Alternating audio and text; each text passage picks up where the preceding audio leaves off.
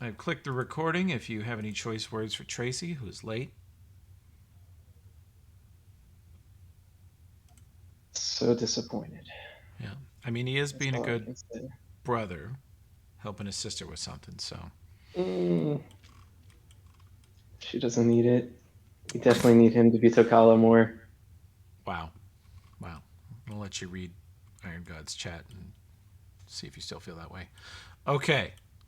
So, the party has left, long since left actually, the Scar of the Spider, and you are headed to Torch in your six-wheeled monster truck. And you're only a day or two away, I believe. Any. Poured one out to Eldrin as we drove by the forest. That's true. You maybe lit one up.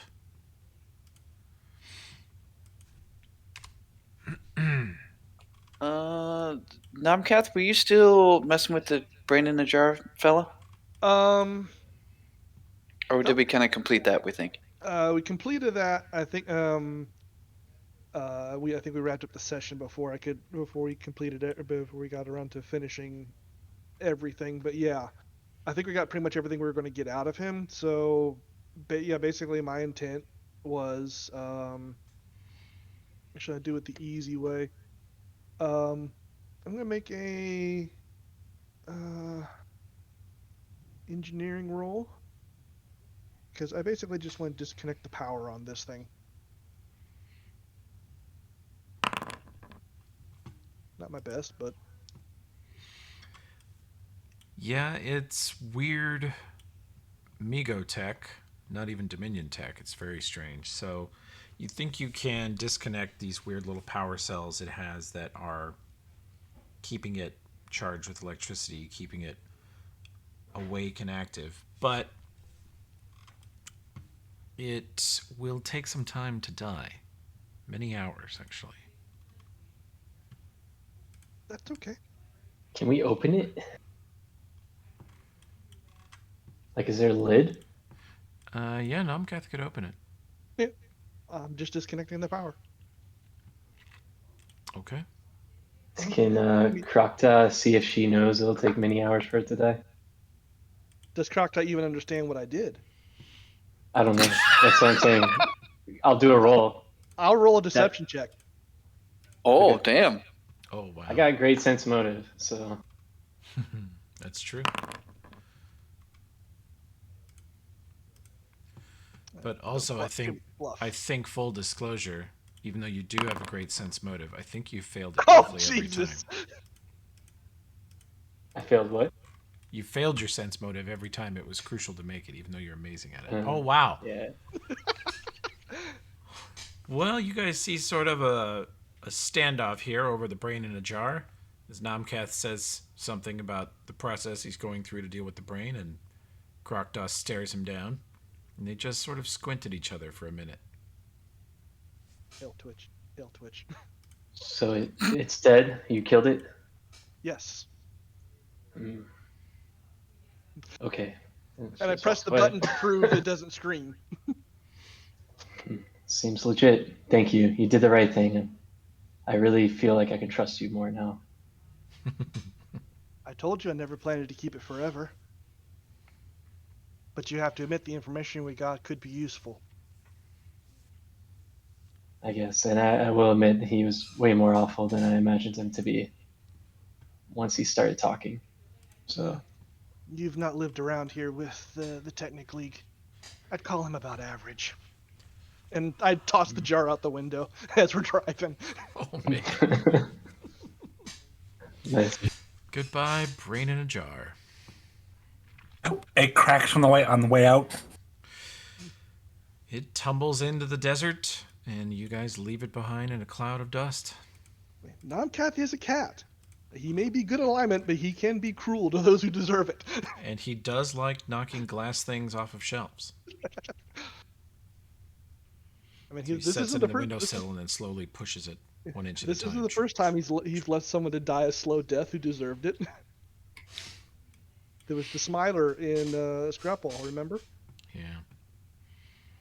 Well, the Smilers earned a lot of the hatred they got. They were Exactly. Well, cannibals. Well, don't tell Goat took all of this, but that's proof that Numeria isn't flat. Nomcath would have knocked everything off of it already. Oh, Oh, okay. Nice. Okay. Wow. We'll tell him when he gets here. We'll lay that inspiration point to incredible. Ulfrid. We'll lay that incredible logic at his feet. See what he says. Inspiration point to Ulfrid. All right, you guys get out of the Smokewood Plains with the lack of smoking tower behind you, and head across the open prairie here. This big, flat, dry space. It's not even dunes. It's just flat dirt. No plant life. No water. No nothing. Until in the distance ahead, you can see the river valley. You'll definitely reach it tomorrow. You have one more night of camping. Unless you want to drive through the night, which you could do, because I think, is only McGinnis the one who can drive, or is there anybody else who can? I do not have a ride skill. Do we have any stimulants that we can hop up McGinnis on to make him drive through the night? Oh, probably. I believe so. Hold on a sec here. I do believe think we should- have. Ulfrid has a rank of ride. I do? What? Don't you? I do have that. Yeah, I guess I do. It's at a -2, but I do have a rank and ride, huh? That's from your armor. You would not suffer the armor. Oh, in the right. car. Oops, I gotta fix that. Riding any kind of live animal, you would suffer that negative. Ulfrid, why don't you ride shotgun up here? I'll show you how this thing works. You're gonna love it. It's a technological marvel. All right there, boyo. Truly a gift from Bry. Whose token are we missing? Did somebody's token get deleted, or are you under someone? It's Krokta, always hiding under someone. Where is it?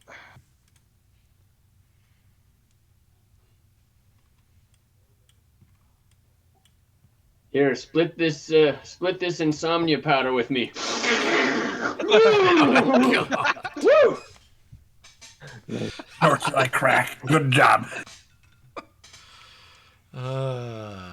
Yeah, I was looking through some sheets today, and I noticed that McGinnis is basically a walking alchemy shop. Hey, you never know when you might need that stuff on a long haul across a dusty plain. If I ever successfully fireball him, it will be like the 4th of July. It will be many colors, many sounds. It'll be a beautiful display. There'll be a nice crater in the ground afterwards.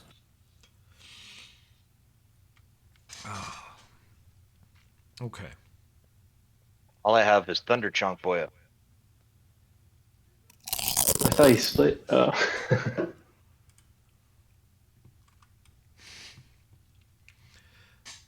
I could grind up some of this analgesic.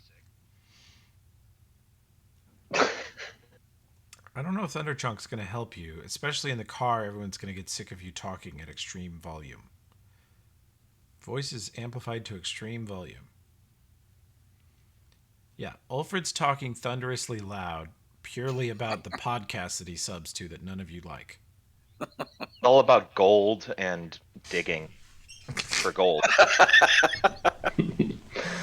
Awesome. I ain't saying he's a gold digger. Okay, so are we going to try to drive through the night with barely trained Ulfrid with his 1 or 2 total ride skills? Let's do it. Ugh. Let's do it. I'm anxious to get back. I'm Okay. off for it. I feel great. Feel like I could go all night. Are you really going to use insomnia powder? Hell yeah. Hell yeah. What the hell does that do? I think it just makes him not fall asleep or something, right? Pretty sure it's speed. Fine white powder. What do you know? Powerful That's right. stimulant. Preventing them from sleeping for 24 hours. McGinnis can just drive home on this. He just It can be drops us off. thrown in as a Rigby's. splash weapon. You throw cocaine at people. Okay. They get a DC 12 fort save to avoid the effect. Those in the splash radius. Yeah, it's a poison effect. Yeah. It's not a very good poison, though. Prevents you from getting your spells back, so this is a great way to torment wizards. does not prevent divine casters from meditating or praying, however. Interesting. And you've probably had that since the Choking Tower. That just screams like Zoud treasure.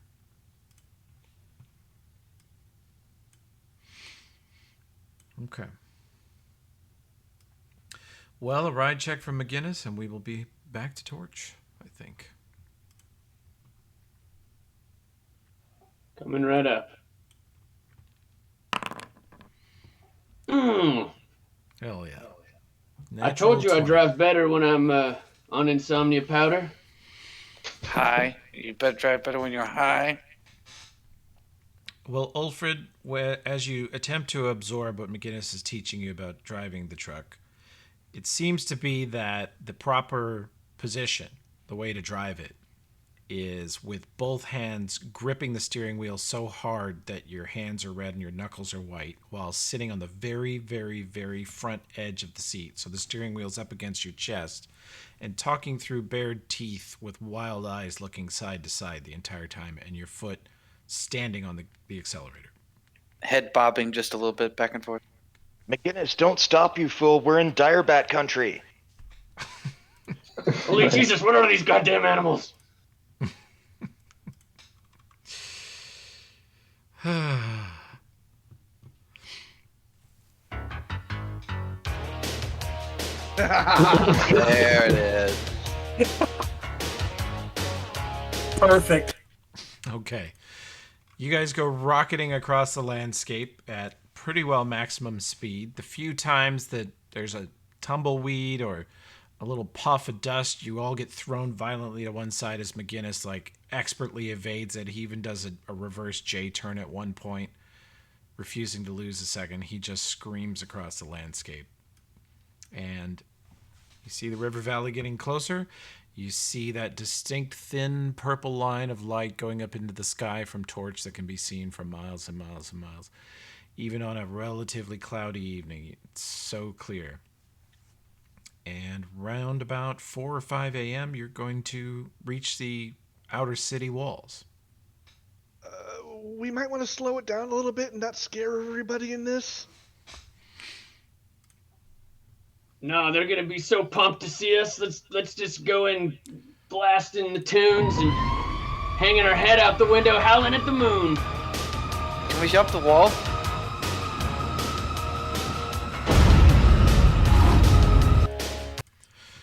Yeah, sounds like you are rocketing into Torch. You said we can jump the wall? You could try. There's several places you could try to, but you're not sure where you'd land. You might crush somebody's house while they're in it, sleeping.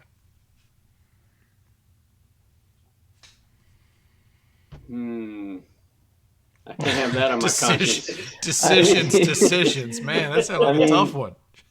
Just go where the mansion is, right?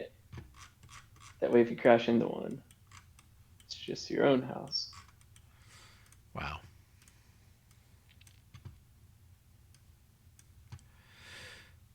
Let's see. We need this. We need this. And we'll come over to the Torch City map.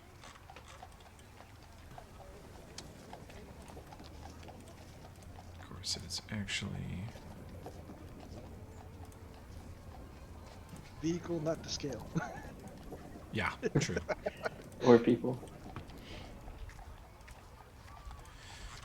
It's nighttime. Did you guys roll into town here?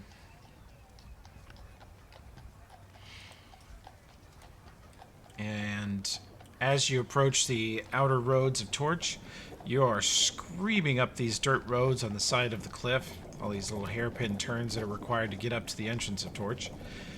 And the outer gate, you can see the little guard post there with a little pair of feet sticking out of it, crossed. Looks like the guard who's ever on duty is asleep, but you see those feet start flailing in multiple directions as the truck comes screaming up the main thoroughfare.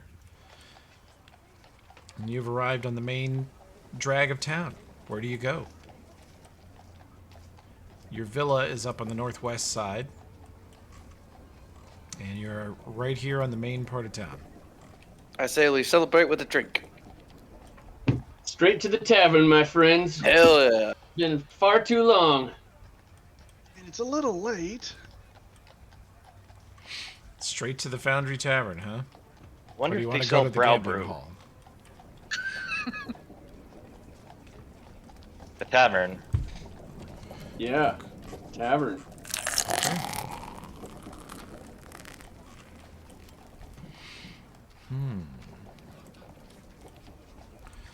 Let me prepare that for a 5 a.m. arrival.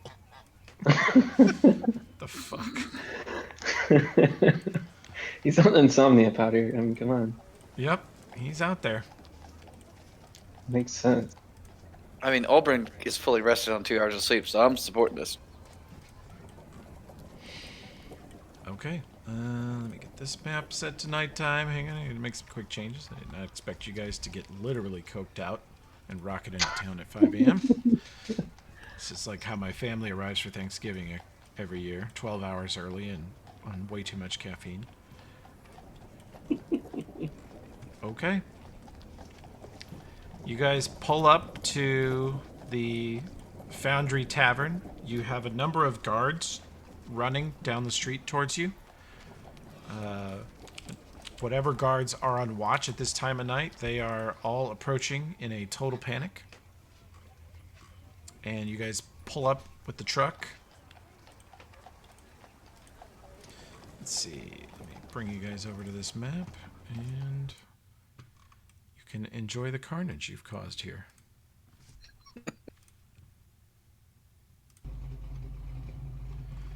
Here's the question: how many people did they run over? So far, none. McGinnis' reflexes have caused him to zip past and even avoid anybody who was fool enough to be standing in the street as you approached. But you are surrounded by guards. In fact, you think, McGinnis, you hear an arrow doink off the front windshield. It does not leave a mark. He leans his head out the window and says, "Rest easy, fellas. We're back. Victory is ours. Tap a fresh keg. Drinks are on me. Go get Connor up. I owe him a beer or two." Krokta's going full large ape mode. Yeah, just when the arrow slinked past, that was her reaction. You see the guards are just running down the street, and one of them took a shot at the truck and noticed that the arrow just bounced off harmlessly. So he is just standing there, like shaking his head and looking at the other guards, like, what the fuck do we do? And then McGinnis sticks his whole upper body out the window, Ace Ventura style, and is yelling at them in a cheerful fashion. Croctaw, settle down.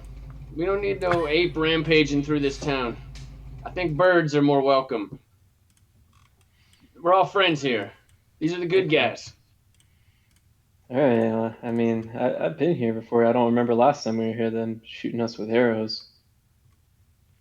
But okay, if you say so.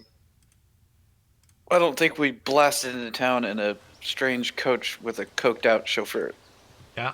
I did kind of recommend coming in slow, so we didn't do this.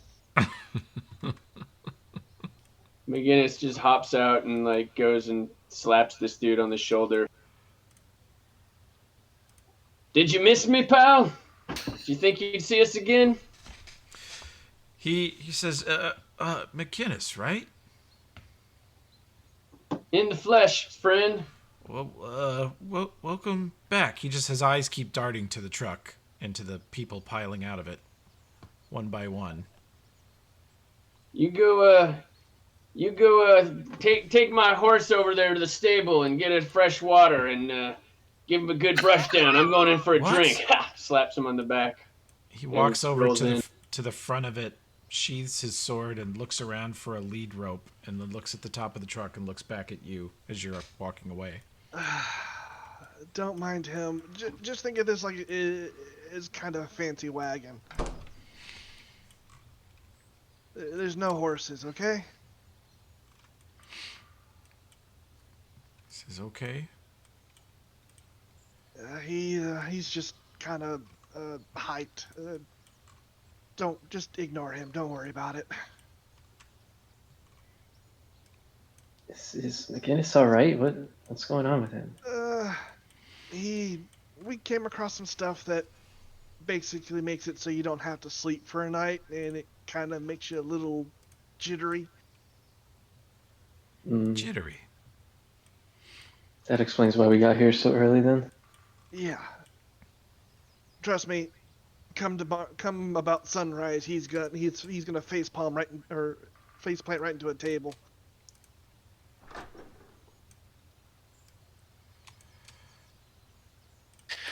But first we drink. Okay. Let's do it. Anyone awake in here? You see come someone in storming here. into the courtyard, and you see Connor looking out a window at you, confused and very sleepy looking. He steps out into the courtyard here, and he says, "Welcome back." Sorry for the noise. McGinnis felt like making an entrance. He says, "McGinnis, I've got something for you." You don't say. Well, shit, let's have it. Is it in the form of a keg? Yeah. Well, he looks at the others standing around behind you, and he looks very serious, and he says, "Someone came to town looking for you a while ago, about a week and a half, and they came in here in every bar in town and the casino and got a drink and asked about you. Wouldn't say why, wouldn't say what they wanted. And a couple days ago there was a shooting, and this person was killed. And in searching through their belongings after the people who killed them departed, I found a letter with your name on it." Well, that's a damn disturbing bit of news. Yeah, I don't know if this person knew you or not, but I had the body brought here, and we preserved it, and it's a little damaged from the shootout. Apparently, there was a lot of explosives and buckshot bullet wounds. It was a grisly shootout, but Who was the shootout with? a gang I've never seen before. They don't seem like they're from around here, but with all due respect, neither do you. Nodding to McGinnis. Neither do most of you. Looks at Olbrin, the Drow, and Krokta, the space alien from eons ago. And he says,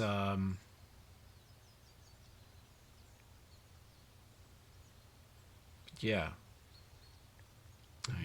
I'm sorry to give you this news as soon as you roll in here, but it is 5 a.m. and you did wake me up with an incredible thundering noise. So maybe I'm being less sensitive than I should have been. Well, this is a damn grisly turn of events. Is the gang still here? Well, the gang lost six men in taking this person down. They were all riddled with bullet holes themselves. All double taps to the heart or head. Pretty McGinnis, you got a precise. partner we don't know about? No, sir. I'm kind of a solo operator.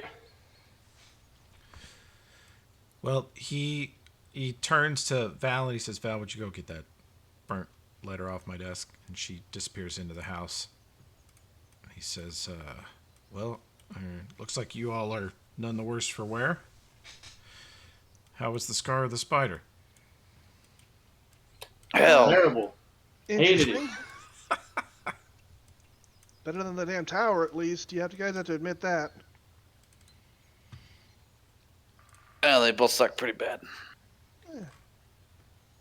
Thought the scar wasn't that bad, except for that damn big heap of meat. I don't know about you, but I died twice. Not in the choking tower, so. Oh, that's true. You've got reason to hate it both. You've got valid points. I liked it. Val hands McGinnis a burned envelope. The edges are singed, and there's half a dozen holes punched in it. You would say by buckshot, being familiar with firearms yourself. And she very gently hands it over to you. And you can clearly see, in flowing script on the front, McGinnis, and you recognize the handwriting. You know who it is, buddy?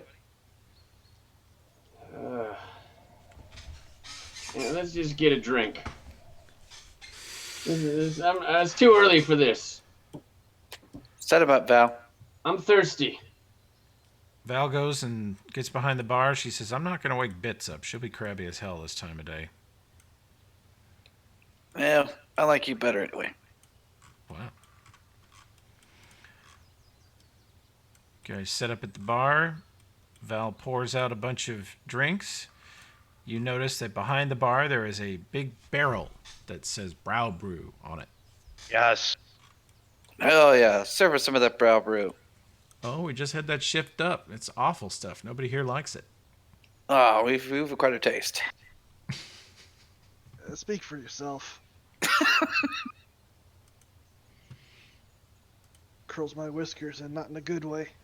Yeah, it's better than some of the heinous shit they cook up down the bowels of the earth where I'm from, bud. I'll let you have my mug then. Let's have a toast, friends. We drove all through the night. We delved into the heart of that Scar of the Spider and vanquished many a nasty foe. Here we are back in town. Reason to celebrate. Cheers. Cheers. As you guys Cheers. walk into the bar, you can hear the sounds of the smithy going, and you see in there Mayanda is tinkering away on something. Yeah, Croc, well, you guys walk in, saw that, and just walks over and starts staring at her. I don't think she's ever met her. And it's just She looks filled at with you. disgust. She looks at you and says hello in Kasath. I speak back, hello. And why do you know this language? She says we're both time travelers. We were once captive on the same ship. Did they make you? Yes. They made me And to be a slave and replace them in all their dangerous tasks. See, I was made to be free, not a slave. We're not quite the same. Oh, but we are now. Not sure about that. I did meet some people like you, though. Remind me, I need to go and enjoy my friends, but I should tell you about them. They're same type of thing as you, and they all have the right attitude about themselves. I'll let you know later. Holy shit. Croc, All the charm of a business end of a taser. Fucking two That was all in diplomas. Kasab. that's Kasaf. I don't know Kasaf. Yep. You see them have a conversation, Nomkath, and you notice Mayanda's typically placid, unemotional look. She looks at you, nods.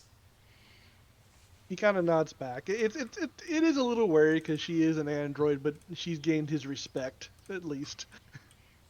Oh yeah, so when we walk back, I'll talk to Nomkath. I'll just be like, "Ah, ridiculous. They're here even." We rescued her, freed her. If you say so.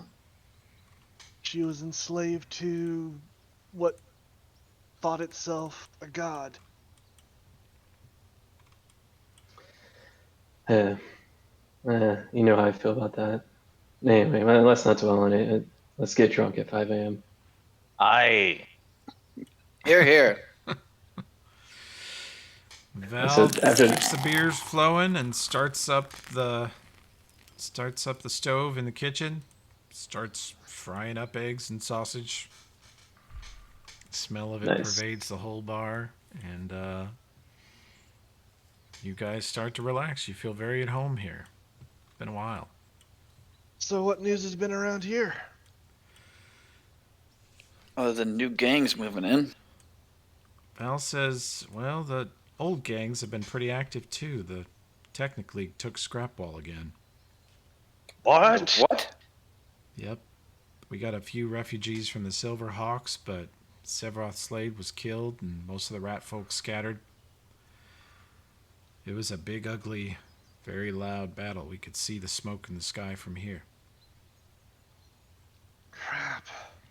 A few people thought who we were left- at it came through and told us a little about it, but we don't know much other than that. Thought we left that place in at least in a decent position once we got rid of the Lords of Rust.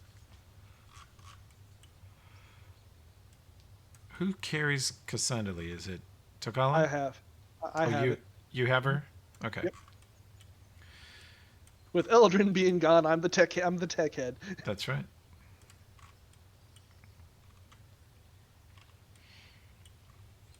Actually, I would have on the way in. I would have recommended Cassandra Lee not be out right now because I don't want to. I don't want to surprise everybody.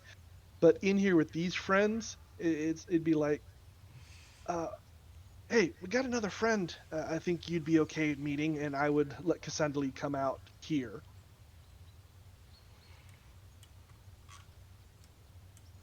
So if she wants to come out and meet Connor and them, she can. Okay. You bring her out. Like set her on the counter. Yeah, pretty much. Well, She can mage hand herself around if she wants. yeah. She scans the area and says, "Seems safe." Yeah, I just didn't. Not everybody can understand the tech, and I didn't want people thinking you were like something dangerous. So it's for. She turns towards Connor and says, "This is a Class 6 arcane biological."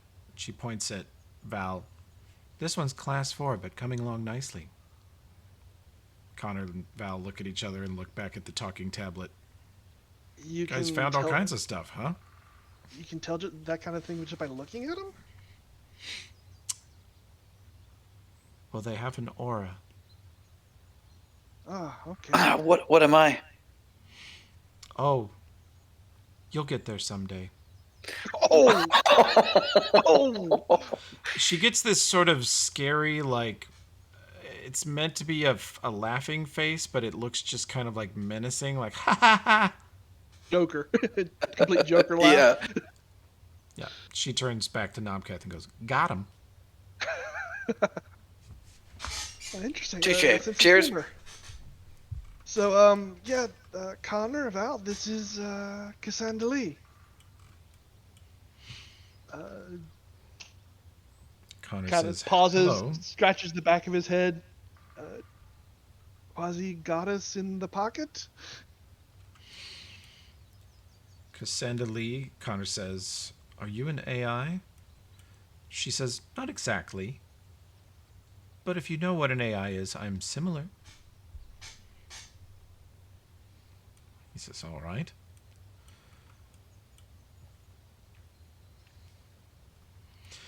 Says, "I don't suppose I can offer you a beer, so is there anything else we can offer you?" She says, "No, I'm fine."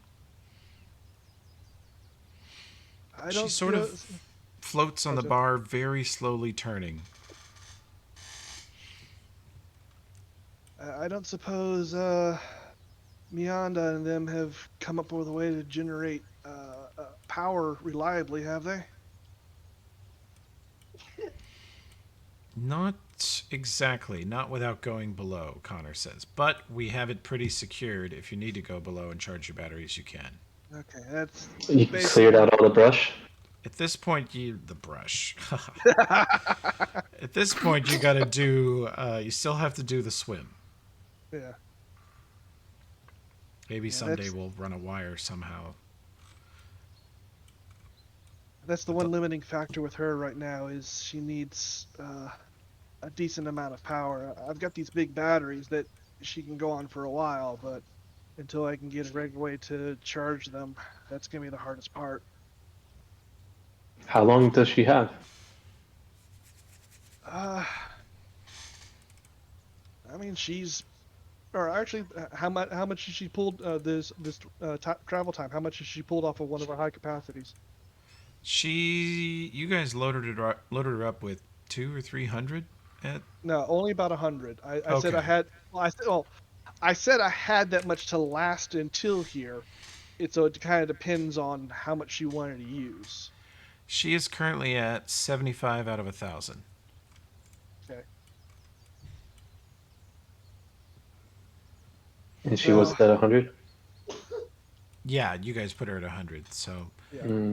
she didn't do much on the way back here. She pretty much just talked occasionally and mostly was inert. But you've also learned that at least when she's around the truck, she has means of communicating with it wirelessly, so she may be doing things you're not aware of. Well, I mean, she basically used about 3 of the small batteries during our trip here, about the equivalent of it. So, but she also, I also warned her that we didn't have a reliable way to charge them. So she hasn't been doing much. I don't understand what you mean by charge. I understand that she's going to die, but what is this charge thing that you mean? Um, Can I charge her? not.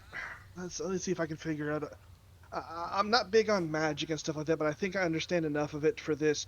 You know how you guys use up your spell energy during the day when you cast a bunch of spells, and then you rest and you get that energy back. Mm-hmm. Think of it as sort of like that, but she uses that energy to both do things and just exist, and it doesn't restore naturally on its own. Well, obviously, she's not natural. So, what restores her though? Then, Batteries, that kind of power. mm. And you have been finding batteries. We found How? a bunch in here. Remember that big sun thing we drained down? I mean, that was a lot of power. Oh, that thing. Yeah, Yeah. a lot of power. But if she's going to be traveling with us, I just want to make sure we got enough to kind of keep her comfortable. At least she might not be able to do everything she wants to do, but she can at least be comfortable, right? I can't make a sun, but I can make elemental energies. Are they too weak to power her? If anything, might be too strong. It'd be like, I can shoot with lightning bolt. yeah, That's what I was thinking exactly. Like I said, I think they'd be too strong. They'd be,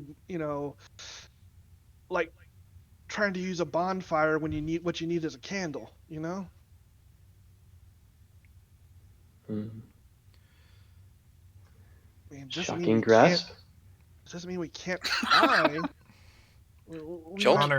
Connor steps a little closer to the Cassandali and he says, Cassandali, may I examine your power connections? She looks at him pretty intensely for a second and her eyes glow bright green.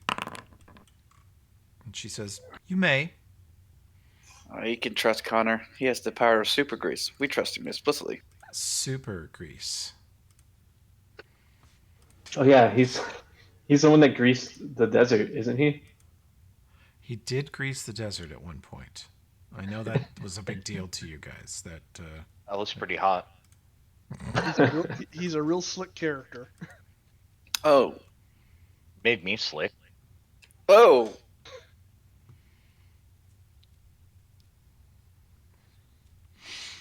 He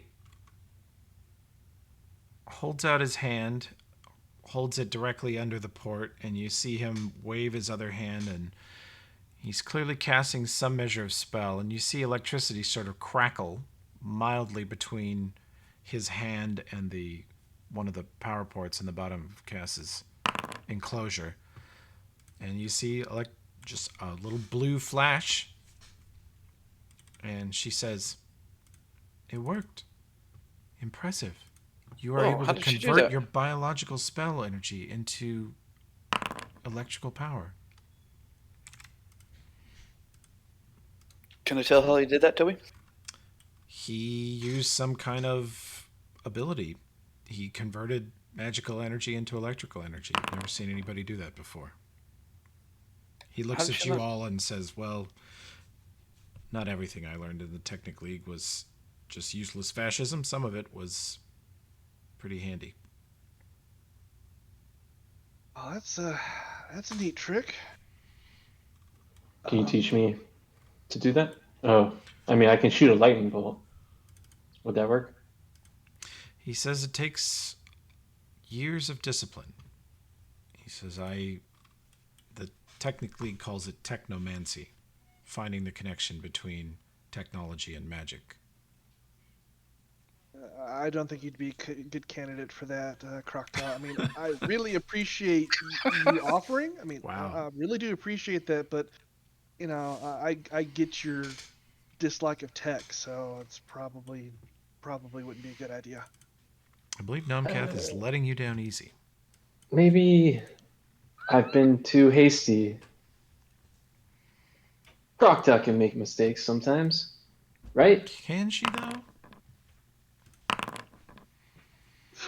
Sense motive. I have to take the lesser of the worst roll, Toby, on that one because of my my trait thing I had to And take. I clearly don't think I'm ever. If you did sense it, like I definitely don't think I'm ever wrong. But I'm just trying to lie to you. Yeah. Stand off again. I think I succeeded though. You guys think Yeah. I admit my mistakes. Exactly, that's what I'm saying. But the thing is that, just like before, now reversed, we stand off at the same number. Nice. You see these two square off and squint at each other for another solid 30 seconds. Flick, tail flick, tail flick. All right. Well, I mean, everybody grows. It's part of life. Good to hear it. Yeah. I grew. Exactly. Just saying, I might be willing to help this, Cassandra. Like you said, you learned a lot from the brain. Maybe we can learn a lot from this thing. Her. Oh, yeah, her. Out of game because I'm ignorant of some of what happened early on. Like, how much of the underground and the ship that's under Torch do we know as a party at this point? Those of you who joined at Scrapple, I mean, you've been to Torch before. Have you ever been down there? I think so. Because Yeah. we To kill Gravillo. Yeah, we had Gravillo encounter after Scrapwall. Mm-hmm. The last time you saw the place, it was the strangest place you've ever been. It seemed like a thick jungle underground with lighting that looked as bright as daylight, and everywhere you looked were walls harder than adamantine, just unbelievable construction everywhere around you. So finely crafted as to be untouchable beyond any of your means to even damage it. So it's a strange place, and it is underneath this city. And based on everything you've seen from the Choking Tower and Binox's laboratory, is the closest thing you've seen to that level of tech, and it's still not very close. So it's definitely some old, hyper-advanced facility underneath here, and none of you know exactly what it was originally for. It was definitely Morgana had science ideas about it. departments. Yeah. There was definitely science departments. Mm-hmm. The Kasath were studied down there. You know that. It was sort of a zoo. And some of them were actively aware that they were kind of away from home and visiting somewhere else, and some of them were not. Some of them were deceived, and they were basically in a fish tank and didn't know it. And there's a great source of power down there, so great that it occasionally has to ventilate, and that's what the purple light that comes out of the highest hill in Torch and goes into the sky does. It ventilates excess energy from whatever is underneath Torch. And I just remembered that Crocta actually went down there because Nomcath went down with her so that she could see the dead Kasath, I believe, and the whole the whole habitat. Yep. That was where Crocta gained the clearest understanding of what happened to her and her fellows. Mm-hmm.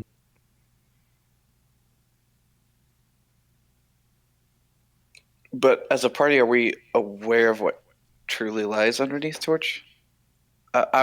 Toby, I'm legit confused, like what we know, because I've played this campaign a couple times, so. I Yeah. think overall we know there's some sort of strange building under the hill. We know it has tech. We know there's some rooms that were dedicated to study and science, some rooms that were dedicated to crafting. But the overall purpose of it, and of course there was the uh, terrarium, I guess I'm gonna call it right now. Mhm. I don't think overall it's not like we as characters, oh, this was a science station kind of thing, you know? I don't think it's clicked in that kind of way. Eldrin But- probably knew, but he's dead. Yeah. Science officer is no longer. Well, you happen to have the former disciple of the AI god Hellion over there in the blacksmithy nearby, and she was his most trusted advisor. Yeah. So if you had questions, you could put them to her if you wish.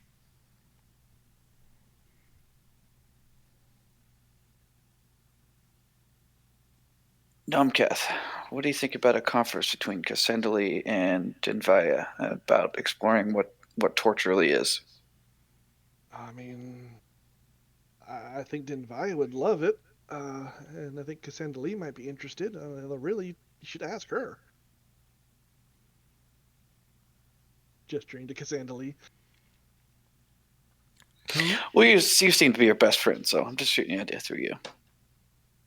She's her own person. I know, I'm just giving you a hard time. You know, I'm just trying to, kind of look out for her because she's, Well, in a you're the strange tech way. guru. I shoot lightning bolts, bro. Yeah, true. But yeah, there's a cleric of Bry called Denvaya who really likes tech and stuff. I think you'd like her. I think you guys would have a lot to talk about. You may have met. Oh, you mean Cass? Or Yeah, I was talking Okay. to Cassandra Lee about that. Yeah. she says, "Oh, I love the followers of Bry. One of my lives, I was one." Careful, Alfred's already got a waifu. Just Wilfred, do you? You're looking kind of down over there. What's up? Bollocks. It's all bollocks. Wow. How many brow bruises he had. What are we even doing here? You heard them. They took Torch, or they took the scrap wall. We must go back immediately. It's me, homeboyos. Oh, who took Scrapple? The Technic League. Technically, Haven't you been bloody listening?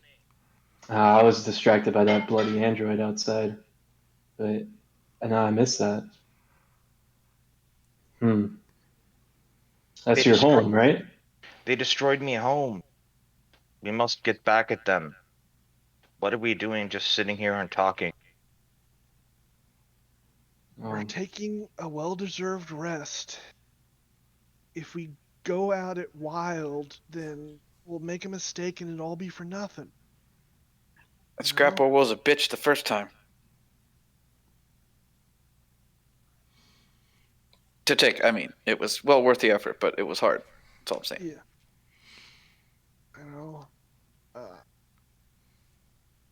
A couple of Yeah. days, maybe a little bit more, a chance to rest, sell some things, maybe get some upgrades, and we'll be in better position to do something about it.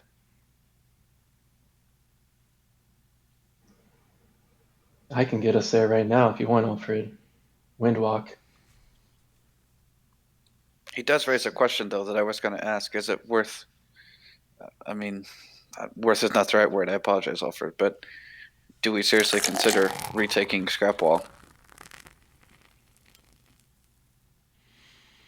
Connor, mean- did they take it or just destroy it? He says, "From what I understand, they took it, and they have been in the process of hauling a lot of equipment out of it." That doesn't sound good. What are they hauling out? Do you know? We don't have really anybody who can scout past their defenses, their perimeter guards. But the last people to leave Scrapball said that the Technic League was marching with very big gearsmen capable of carrying heavy loads towards the old Smiler Den and towards the Lords of Rust. Oh crap! Awesome. They're digging up that big robot. You remember the Smiler Den interior and the lower levels of it is where the head of the Smilers was experimenting with undead robotics. Yeah, and then the giant robot in the Lords of Rust. I thought it was dysfunctional. We don't know. Yeah. It wasn't fully uncovered. It could be mostly intact and repairable, or it could just be parts that get used to make something else.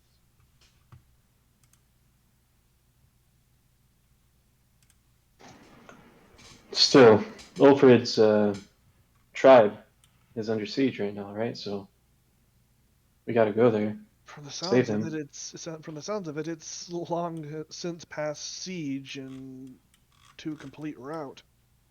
There could be survivors, though. Maybe. Slaves. Could be. The door to the dormitory side of this area opens up, and you guys see Denvaya walk through the room. And she said, "Ulfred's tribe is right here." Hello, my son. Your tribe is. Oh. This is your mother? Adopted. She glances at Krokta. She walks over and gives Ulfred a big hug.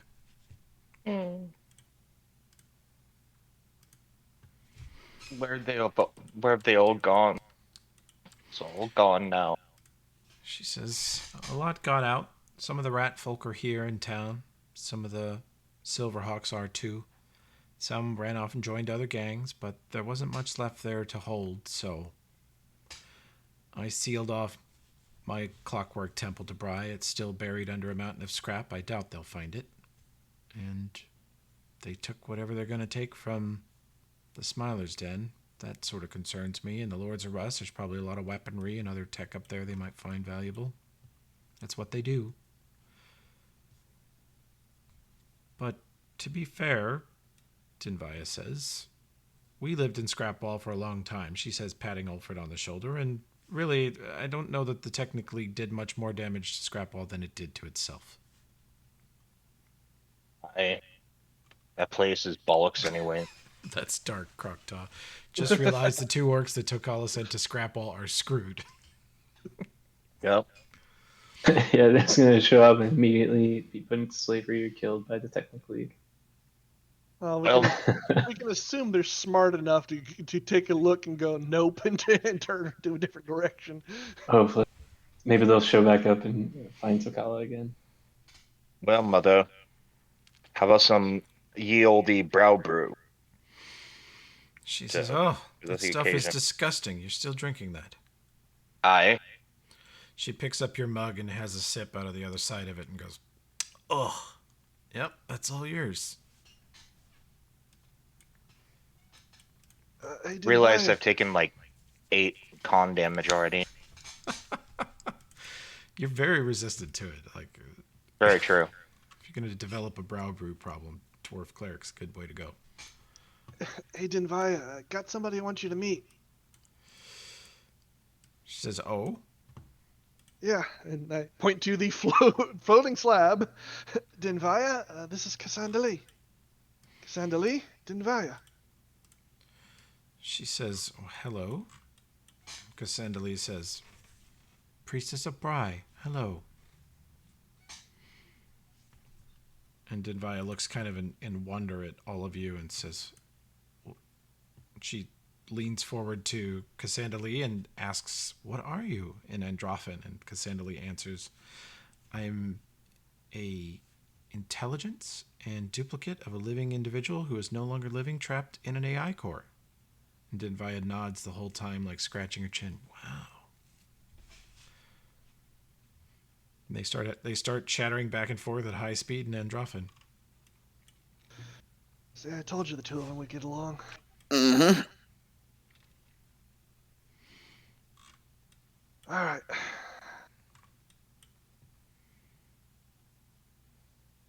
Let's have a good time tonight, and then I think tomorrow we need to get serious about getting some upgrades. And plan It's on 6 where we're- a.m., Nomcath. It's not Yeah? night. I do my best work at 6 a.m. What are you saying? You said have a good time tonight. I thought maybe you were confused. It's nighttime until you go to sleep. Oh, Doesn't matter what the okay, sun okay. says. Did you have any of that, Prabhu? No, right? You gave it No, to I had Ulfrid. some of the whiskey though. Okay.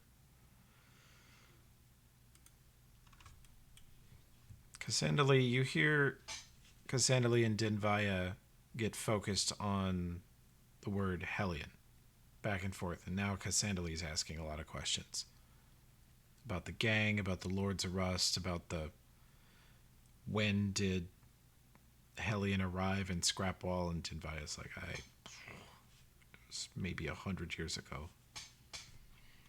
And they are conversing back and forth about that. And then Dinvaya, you hear her say something about, well, Mayanda. And she steps over to the door and yells, Mayanda! Yells. Summons her over. Mayanda comes in and looks at Cass. And Cass, the tablet, turns slowly to face Mayanda, and the eyes flicker green for just a second, that quick green glow. And she looks at her and says, Hello, pilot. Mayanda looks kind of confused and looks at the tablet. Pilot? Mayanda's face betrays no emotion as usual. She's an android, but Dinvaya introduces Cass in Androphan, saying this is Cassandali. She is a intelligent AI duplicate of a person using something she describes as a neural cam. And Mayanda listens to this and says hello in Androphan to Cassandali, and they exchange a few pleasantries. Dinvaya says she had some questions about Hellion. And Mayanda pulls back her chainmail, and down the inside of her wrist you see a long and elaborate tattoo in the shape of Hellion's horned head, and in the center of it you see a little panel open up and a wire extend out. And there's her data jack in the same place that Morgana had hers, those of you that knew Morgana. Yep. And she connects to Cass, and you see Cass is sort of unchanged but staring intently at Mayanda, and Mayanda's eyes close for an instant, and then she sort of pops them back open like she's been shaken awake, and the data jack disconnects, and Cassandali says, I see. It was my sibling of sorts?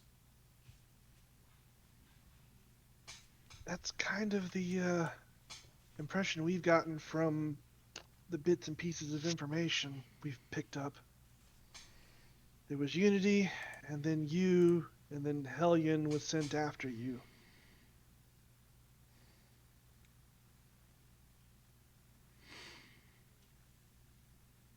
"200 years after I abandoned Unity, it sent out Hellion, but Hellion also betrayed Unity.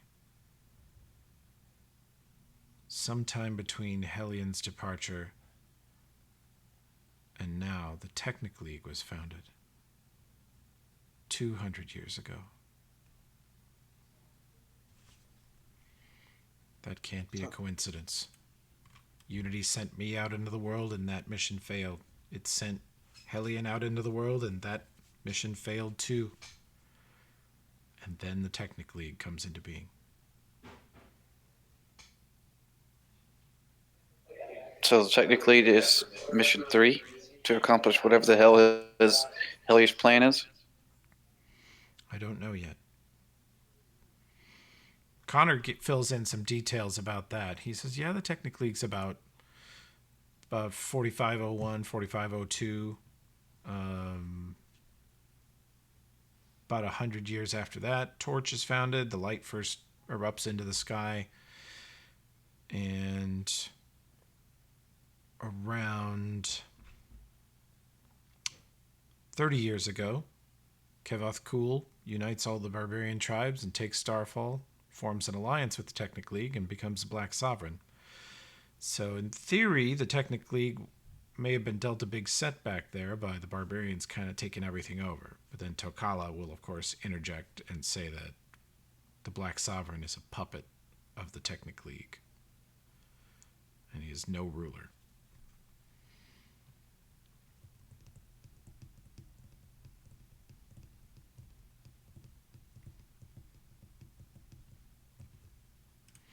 Yeah, that's gonna be fun to try and deal with. We're gonna have to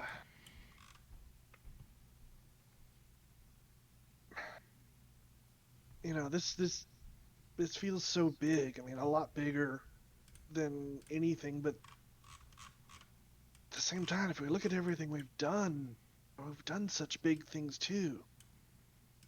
And he kind of looks from person to person, face to face. Do you think maybe it's time we start, like, actively trying to break the Technic League? Smash them to bits.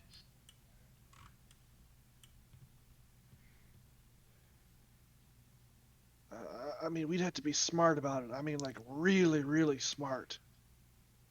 They've got all sorts of people and all sorts of tech and all sorts of robots, and it's just us. I'm sure we can get some allies, but still.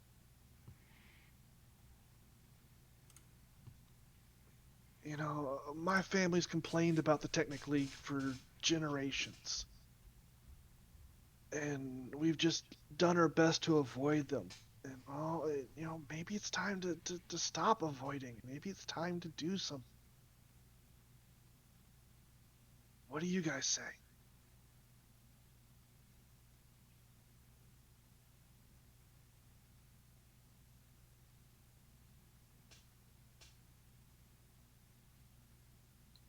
I'd say the bastards have no plans but to hurt and kill anything that doesn't serve them or be willing to be enslaved by them. So I've already experienced that. I wish that upon nobody. If they gotta go down, then they go down. Prakta? She actually left a long time ago when Mayanda came in. Oh, okay. She's not a part of this conversation at all. Okay, well, She came in, she's just like, I'm out, I'm not going to pretend this thing's a person. And then walked out to do her own thing. Alright. Obviously, we know Tokala would be hell yeah. So we'll throw in a obligatory hell yeah for that.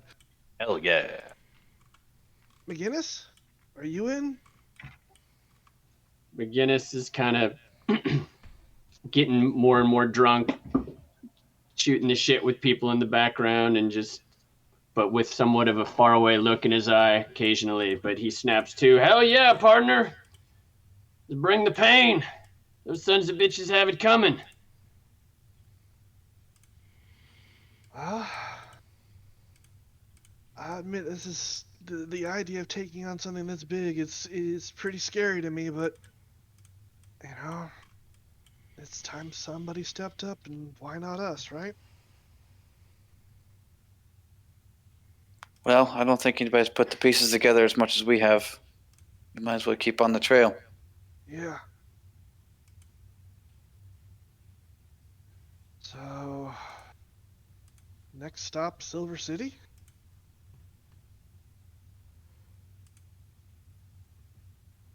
Maybe we can get some more information? Find a vulnerability or two we can exploit?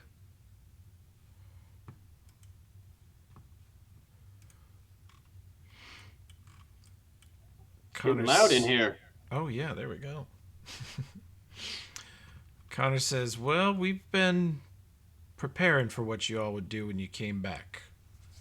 He says, with them taking Scrapball, we figure it's only a matter of time before they come knocking at our door. We've done our best to hide from them all these years, but they seem to be growing in strength, and we don't. So, I don't know what you all would decide to do, but I can tell you this. If you decide to go to war with them, Torch is with you. We'll help you however we can. Appreciate that. Gonna need all the upgrades and ticks and tricks and tips we can get. All the bits and bobs. Cass, Mayanda, Denvaya, do you understand what Torch really is? What lies underneath Torch? Do you understand the full implications of what's going on here? Meanda says underneath this city is a barely functioning fusion reactor. It's The a source hell of is that? potentially limitless power. It has incredibly potent fuel at the center of it, and it can generate power based on that fuel for centuries. Since we fixed it, since you all stopped me from giving Hellion all of its power. So, what was Hellion's purpose for wanting that power? He had a desire for it. What was it? There is a massive excavator in Scrapwall, and Hellion hoped to repair it and fuel it enough to drive it into Silvermount and destroy Unity.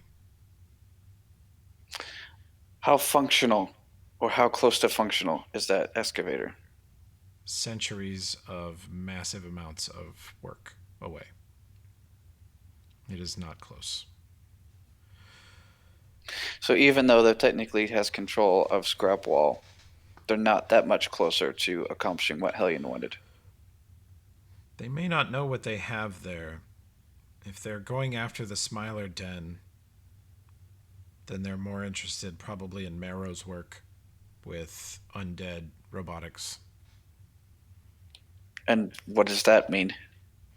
Oh, Marrow has succeeded in fusing technology and necromancy to the extent where she was armor plating skeletons and zombies and fitting them with former Gearsman sort of brain parts and somehow linking the two together to form some sort of hybrid creation. Still a construct, still undead, but different. Sounds like a hell of an army. yeah, those things were nasty. It was her plan to rival us, the Lords of Rust, or at least force us to accept her and her clan as an equal partner. But from what I understand from some of the refugees, what they've told me is that you all entered Scrapwall and decimated the Smilers, which forced them to join, basically bend the knee and join the Lords of Rust. Yeah, that's pretty much what happened, and then we decimated the Lords of Rust, so basically broke Mhm. both of them. Mm-hmm.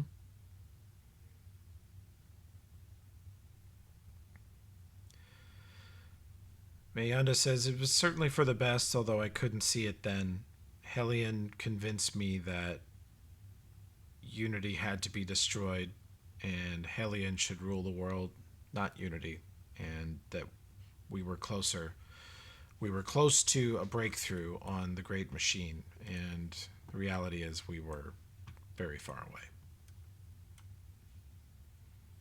I mean, a couple hundred years is close in elf terms. It is. Not very long for an android, only a couple lifetimes. So, may have been his idea of close may have just been a matter of perspective. So really, the only advantage of holding Torch was the power source, correct? That was the main advantage. Torch does hold an immense amount of power, but it's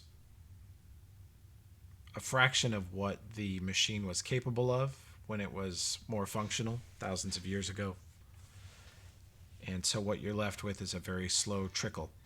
And what Hellion had me set up was a power transceiver that would slowly, over the course of weeks or months, transmit power to Scrapwall. Croctop peeps in the window, sees Mayana still talking to you guys, walks away, and lets out a sigh that puffs her mouth curtain out just a little bit. Very mature. So here's a question though: if we assume that Unity has ultimate control over, technically, maybe indirectly, but still ultimate control. If Unity finds out about, say, that excavator, or excuse me, if the technically finds out about the excavator or this fusion reactor, in theory, eventually Unity will find out about it, and he may figure out how to make it work and make it work for him. Is that something we should be thinking about? Or at least a full-out onslaught to destroy the possible points of contention towards himself. I mean, if there's the power to run an excavator close, he's going to want to destroy the components that come together to destroy him. Well, he's got control of the excavator now, and Yeah, I'm saying Torch would be next on his list if he understands the import of Torch. Exactly. I don't know if he would destroy it. I think he would want to capture everything under Torch and maybe fix it and have the power for himself. Cassandra Lee says, based on what Mayanda has shown me of Hellion, his plans were delusional and would have immediately failed.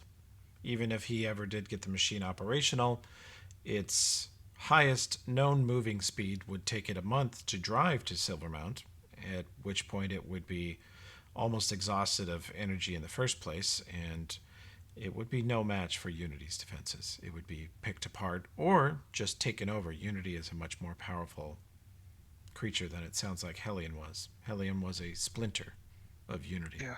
Holy shit. But like I said, Unity may decide to weaponize it himself. Sort of like those spider bots got taken over and weaponized in the Scar of the Spider. Cassandra, what's the best way, if Hellion's plan, he had a massive machine and a good bit of power and it still would have failed, what's the best way to thwart Unity? She says Hellion's plan was what you all would call bro science. It was in no way logical, but it does sound cool to drive a 400-foot-long chainsaw tank into the heart of your enemy. Sounds very Tokala-ish. Yeah, Tokala from a table away with his mug of beer. Hell yeah! Chainsaw tank!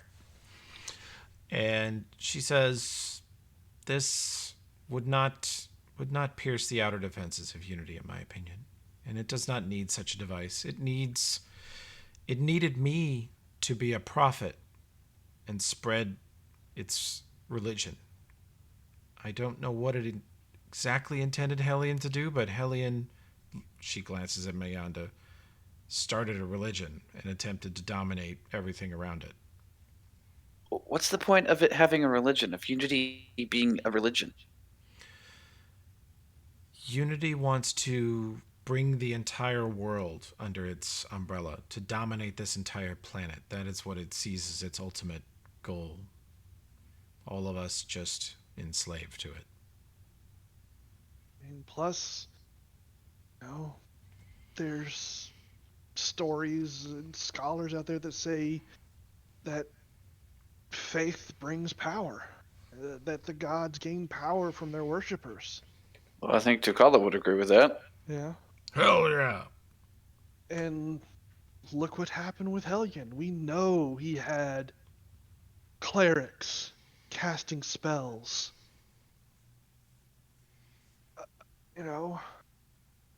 It boggles the mind that it's actually possible to do that. That a mortal person, a mortal thing, no offense, but a creation could gain divinity through faith, but we've got evidence right in front of us.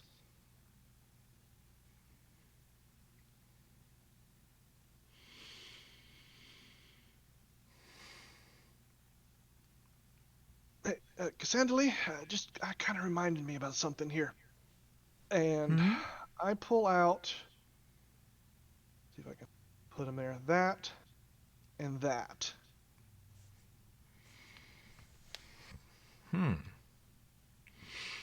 If I remember, the first one that we know is the crystal that disrupted Hellion, right?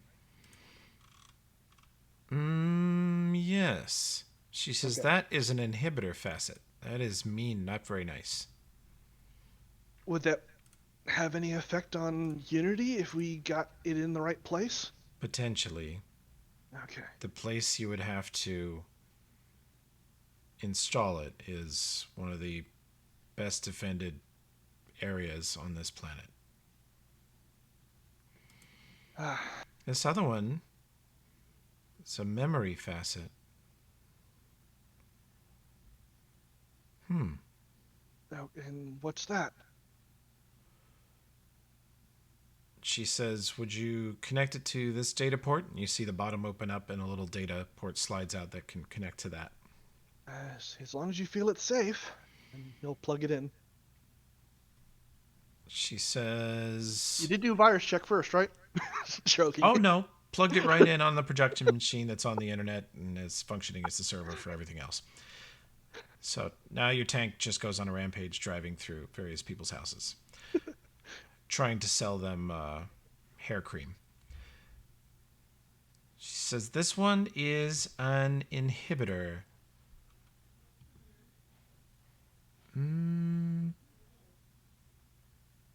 Hinder or impair functionality. Reduces an AI's abilities. Awareness, speed, perception. Yes, this is either deliberately sabotaged or designed to sabotage an AI. This other one adds capabilities to an existing AI.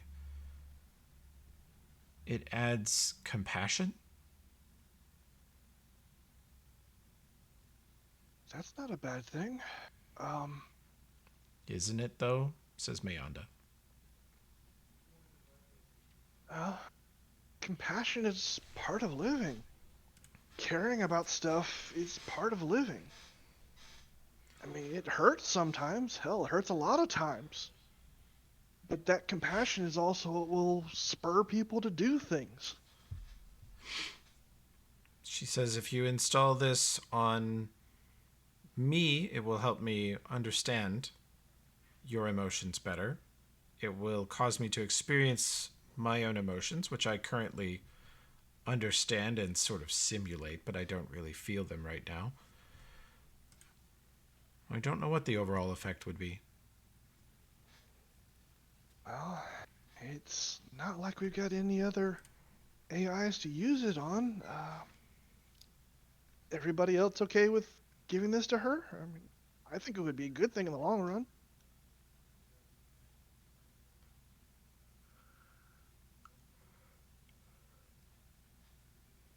Works for me, pal.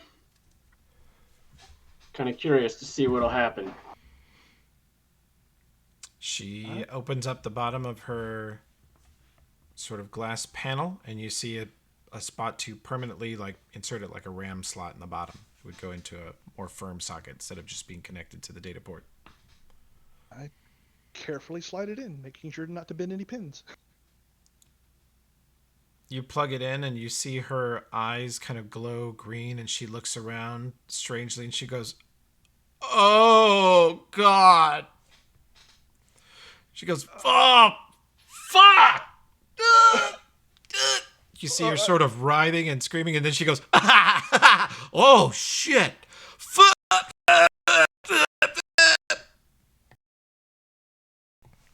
And the screen goes black. Hell? What the hell just happened? Cocktail will come in after hearing all that yelling. What? Tomcat, did what you the hell do? just happened? I don't know. I mean, she seemed to assume it was a save, and I figured she would know if it would work or not. It'd be okay. Cassandra Lee? You see a thin bar appear across the center of the screen with distantly two green eyes deep in the darkness looking out at you, and they look left and right.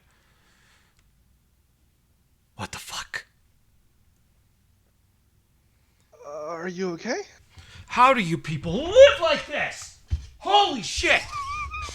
Holy shit! Holy fucking shit!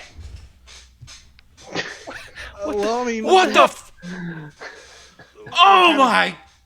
grow up this way, you know? It's you don't know any other way.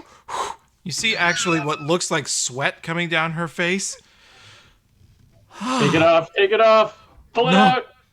I can do it! She goes, I am so fucking pissed at you guys. Holy shit. No, that's wrong. I'm fine. This is great. I love it. I feel like I've turned over a new leaf. Oh, It may take you a while to get used to this, I think. She's like, okay. What? She looks calm, and you see her kind of go and blow a errant piece of hair off of her virtual forehead that was never there before, and she says, I'm fine.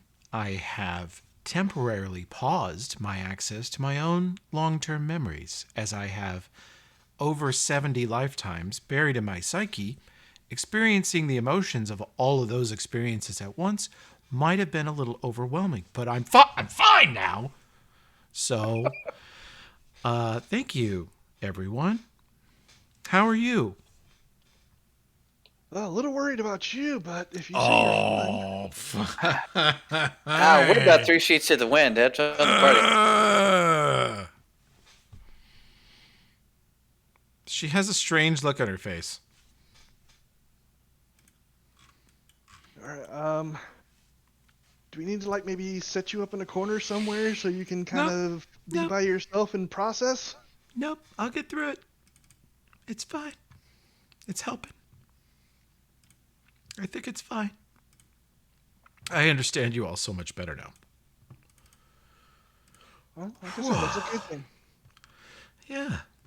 I'm going to move Empathy is this. GM, I'm going to move this memory facet from you to Cassandalee's inventory. Go for it. And yeah, I'm going to start putting in these bonuses for her. It does grant her some stuff. Krokta So- starts drow sign languaging to people from the window with like a little bird. Hopefully, it works with a bird talon.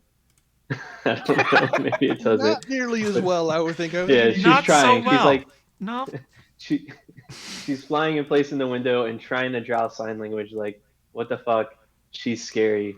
What's going on? I mean, first of all, you're missing it. You're Oberon, missing- Oberon signs back. I don't know what the hell you're trying to say, but you need 2 hands, bro. I got 2 feet. I and signed 10 that back. fingers. And 10 fingers, as opposed to. It's a complex language. You can't. You need 2 hands, bro. She morphs. She lands on the windowsill and then morphs her wings into like ape hands, just tiny ape hands, and then says the same thing. But for a split second, then it goes back to wings. I don't know if I can actually do that, but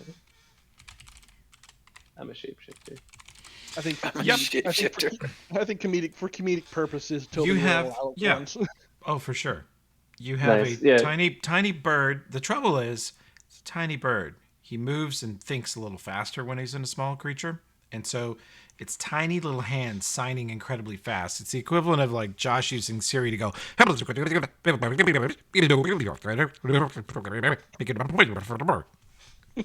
You're attempting to interpret this. Chapter 1 of Beowulf, right? That's right. But you can kind of get it. If Krokta focuses on slowing down, you can figure it out. Okay, yeah. So she just tries again. Says, "What the fuck? Why is she so scary? Should we kill her? I don't. Not saying I want to, but No, what's going on?" no. Nomcath, explain what happened, because I really don't know just what just happened. So We gave a construct emotions, and she's learning to deal with them. Oh, I see. So we have a thing in our tribe. I think you translate it as puberty. Just a wave analogous, of I think. emotions. Somewhat, yeah. Somewhat, yeah. Not a lot less physical stuff involved, but yeah, the whole mood swings and all that sort of stuff. It's pretty close. Mhm.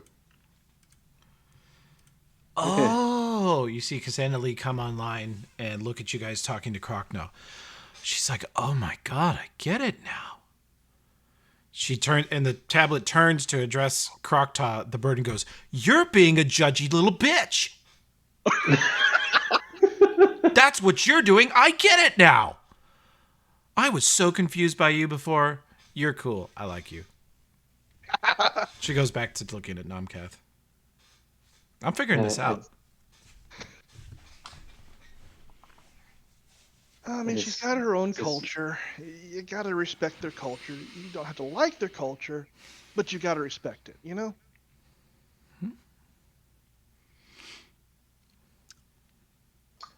Krokta processed it, thought for a second. Judgy? Yeah. I mean, I am the judge. That sounds right. Bitch? Sure, I guess. She has no problem with what she said. So, yeah, I do deserve to judge you. Thank you for acknowledging it. She doesn't say that, but that's what she's thinking.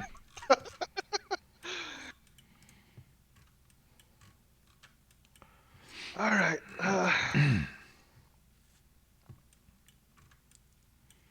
Has McGinnis face planted from from the insomnia powder yet?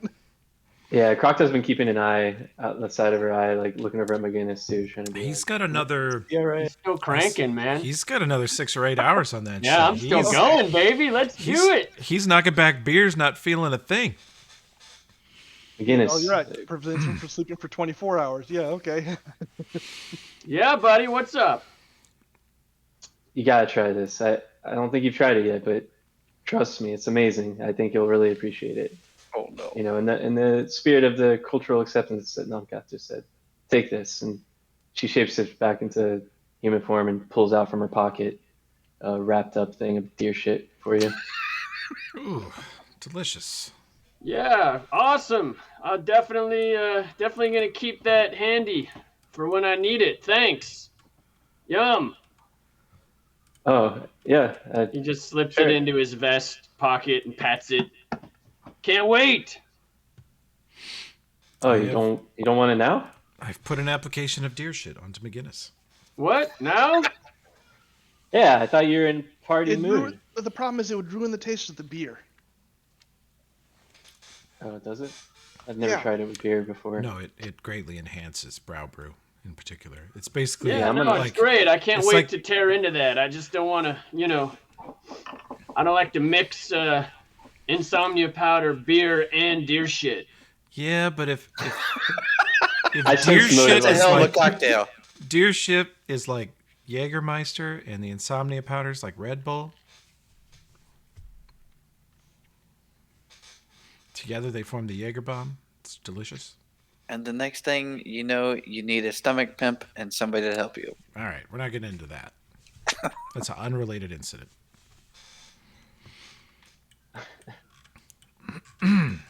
Okay. Yeah. Never mind. Go ahead. No, go ahead. Did you have I was just gonna harass McGinnis more, try to get him to eat shit. Get him. That was it. get him? He's sitting over there drinking beer, ignoring the ominous letter he received. Yeah, is the letter out in the open? Nope, I don't think so. Yeah, McGinnis, did you like leave it on the table or? He hasn't even opened it yet. He's just kind of like pretending that he just doesn't want to think about it. Mm. Well, got any more of that somnia powder?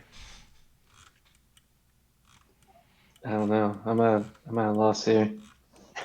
This place is kind You of don't driving want me to nuts mess. with You it. don't want to tangle with that stuff. You ever see a bird on insomnia powder?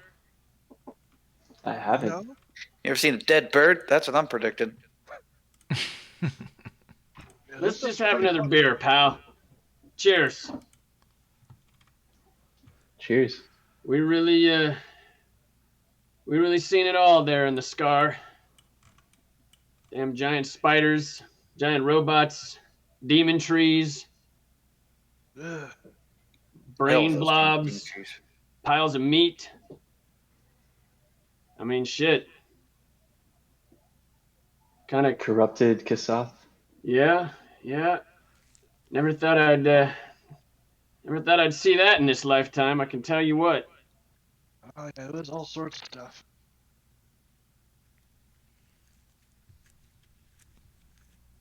Yeah, it was a fun adventure to many more, right? Onward and upward, my friends. She'll just peck the side of your thing. She can't really cheers you. But...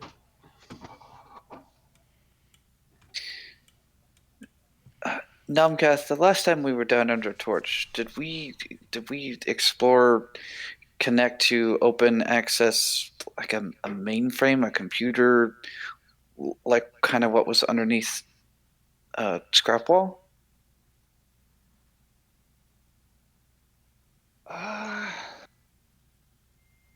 I remember one section that was had a computer access. It's where we got those, at least the first of those VR helmets to start with. Okay. It didn't seem very big, but well, I'm no Morgan, but I definitely know more about it now than I did before. Maybe I could dig a little deeper and find more information. Well, I'm sorry. I keep kind of going back to the same thing. I just don't want to leave any stone unturned, so to speak. But I mean, we have Cassandali, and here maybe she can dredge out things that we couldn't on our own. Yeah. I mean, I I'm all. trust your expertise. If you think it's a waste of time, that's fine. I just don't want to explore any idea that could be helpful, because it sounds like No. we've got our work cut out for us. No, it's an idea. When we were down there, I didn't know one end from a pistol from another, and now, he reaches up and pats the rifle that's probably still across his back, or at least nearby, probably. I've learned so much more, and maybe a fresh perspective on things, and make a bigger understanding of what we found. It's worth going down there again. I don't mind. Well, if you think it's an intelligent move, if not, then I'm fine. I'm just, like I said, no stone unturned. At the very worst, it's gonna be killing a day or so, and well, not so, probably less than a day. And I'm sure everybody's here's got plans for upgrades. Going to the Denvaya's shop and foundry and see about getting some stuff improved. So we're gonna Sure. have time to kill anyways. True. Well, I gotta go find a place to water the ponies, so to speak.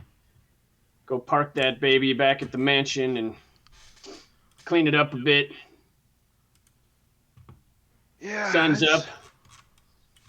I ain't sleeping anytime soon, so hell, make myself useful.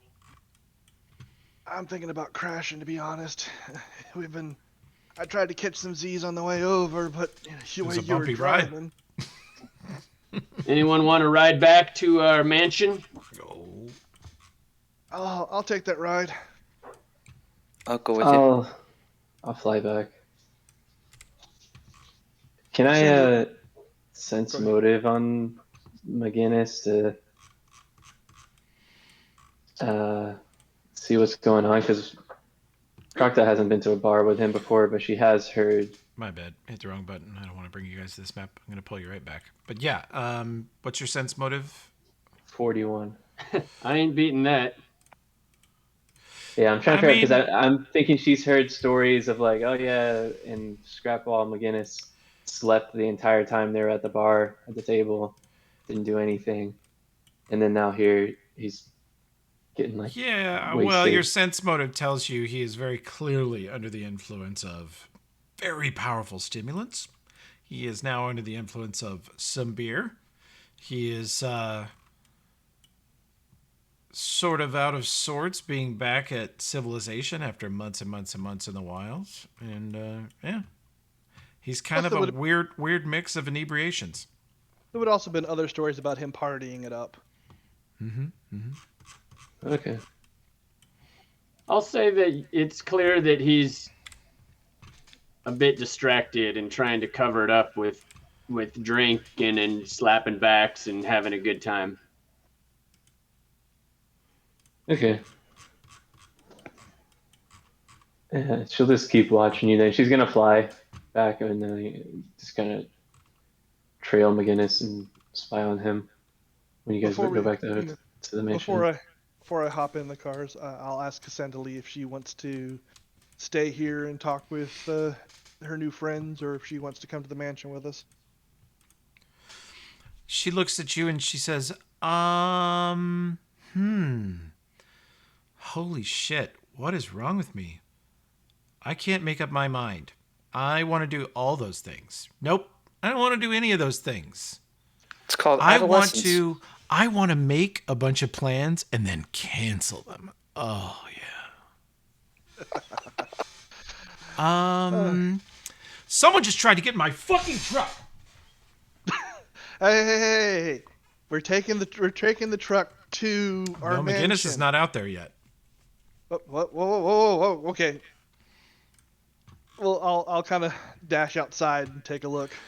As you guys start to turn towards the door, you hear a gunshot outside and a scream. Oh shit! Go outside. Yep. Okay. One sec. Where are my dang town guards? There you are.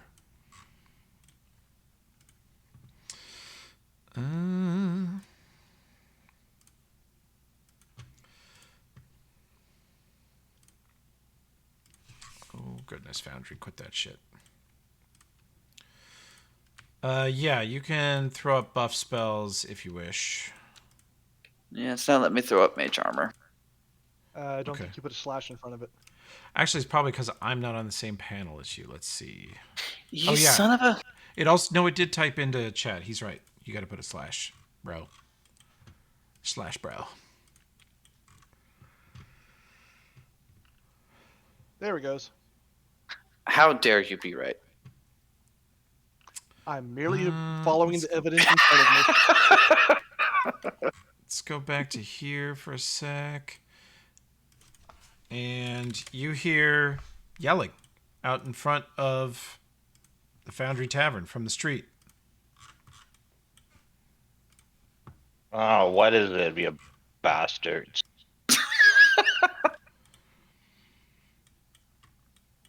You hear someone yelling from far out in the street. Connor Bane, give up that dead body or you'll be right next to it. I'll head outside through the window. There better not be a scratch on my carriage out there. They fucking keyed my car. I come up to the guard here. What's going on? You walk up to the front and look out in the gates, and the guard is laying on his back in the front step. The guard with the bow is backing up with his bow and arrow drawn, and the guard that's laying in the road, there is a pool of blood forming around him. He's lying very still. We got hostiles.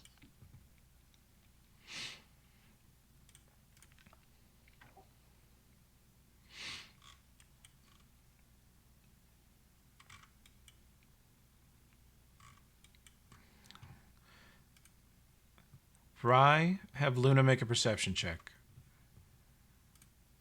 If you're around at the moment. I'm here. All right. I just don't have it. I can't access the token HUD, so I'll just have to do it through my character sheet. I'll throw a token on here. There you go.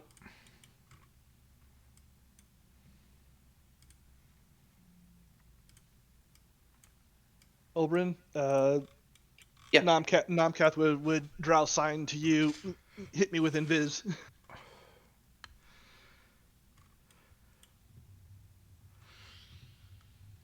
Everybody gets 2 total buff spells. Olbryn's were Mage Armor and now Greater Invis. Yep. Ulfred, let's see what would Tokala cast. I think he would do Divine Power as his highest level buff. Probably Deadly Juggernaut. If you guys have other ideas, tell me. Let's make sure those buffs flicked on. Divine Power. Let's see, kick that up a level.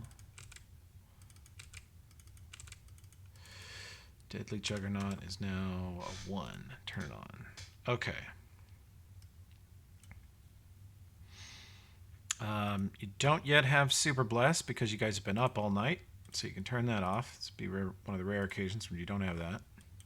That is super rare. Yep.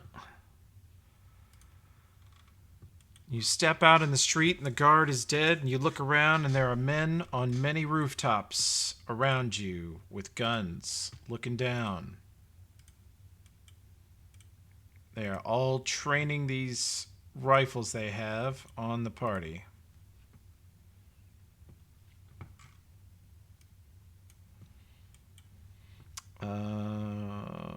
Right. You wake up to a gunshot and yelling.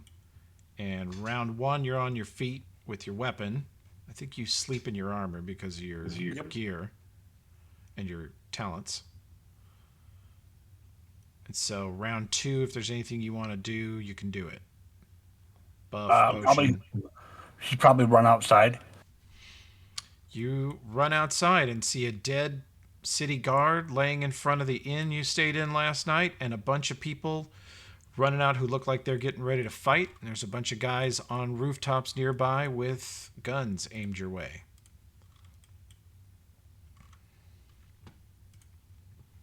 Well, that's pretty much it. She pretty much holds that greatsword out as she comes out. They got the jump on us. Grab some cover. Are these your friends, McGinnis? You're all my friends, the only friends I got around here. I ain't seen these guys in my life. I guess where would I be outside now? You be right here in the doorway.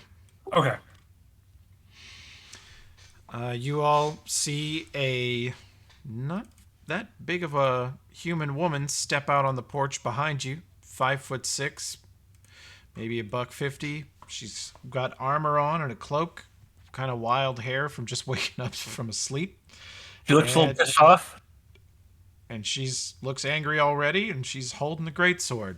Tokala looks at her and goes, Phoenix Tribe. She nods. And you look at Tokala and see a symbol of Gorum around his neck. A big, powerful half-orc wielding some weird kind of two-handed weapon you probably haven't seen before, but you recognize that symbol of Gorum immediately. This guy. Yep, she nods towards him. Do you wear a symbol of Gorum on you? Yeah, it's probably tattooed. You show him your tattoo real quick? Yeah, it's on her right hand. He looks at your hand and goes, fuck yeah. I think I have that right. You guys let me know if I'm RPing him wrong. No, yep. That's about right. That worked. Okay, let me throw the party into combat here. You hear a voice say, Connor, you give up that corpse or you be one yourself, you dumb old man. Party, stick close. Don't get too out of hands. Let me give you haste before we get into this shit. I don't think I'm worried about it. I rolled absolutely horrible. I rolled a 1 on my initiative. Oh no.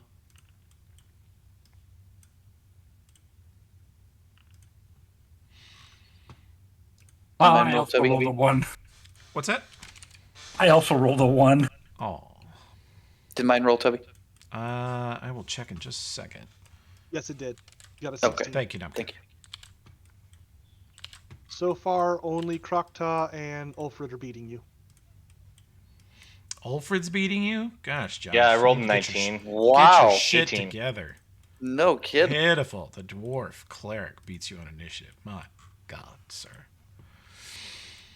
Okay. I Let me cast do this. Merca. That's the reason. Merca. Gives me that I plus 2 cast initiative. Merca. What?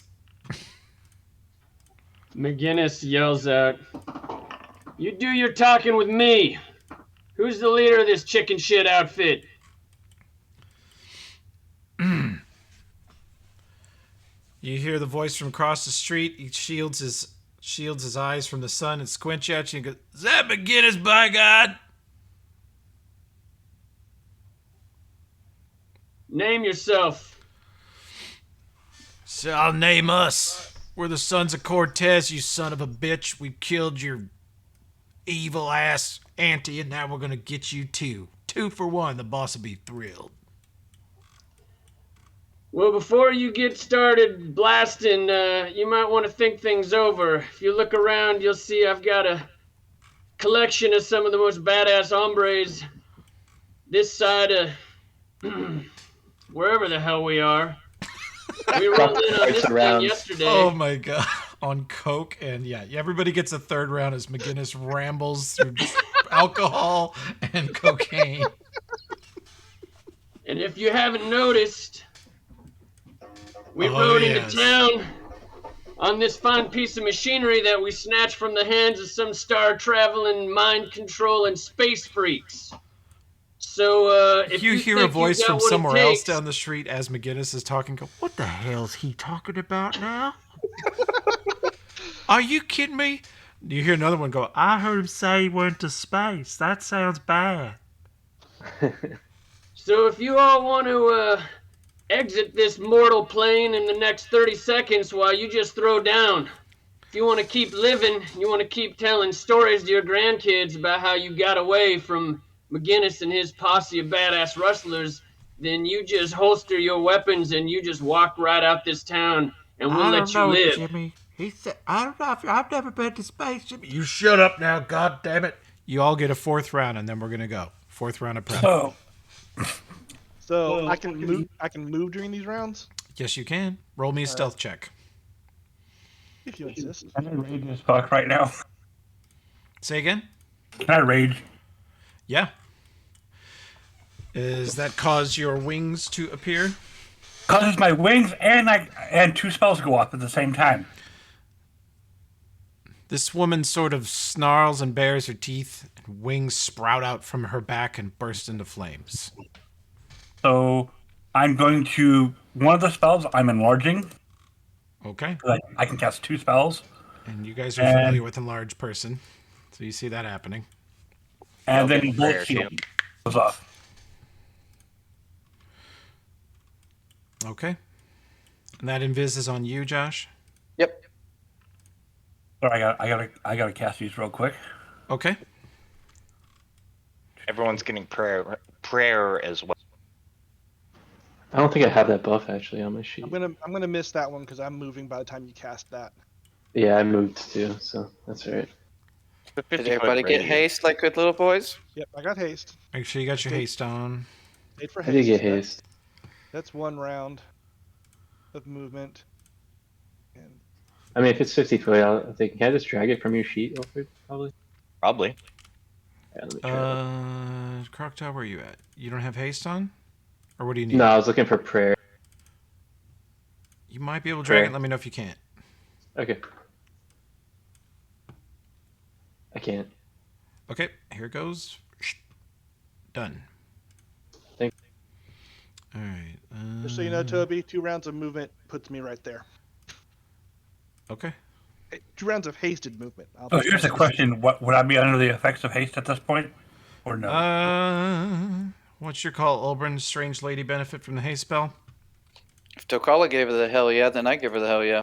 Okay. You accept this strange drow casting spells on you. He appears to be casting it on the priest of Gorm and everybody else. Yeah. Then you have haste. You got the hell yeah of approval. The hell yeah of approval is more than most people get. And as part of that, she just like moves forward. All right. Let's see. Why is this not appearing? Okay. Got it. Got it. There are men running down the street towards you all. They have pistols in their hands. This one fires down the street, bounces off the truck next to Ulfred.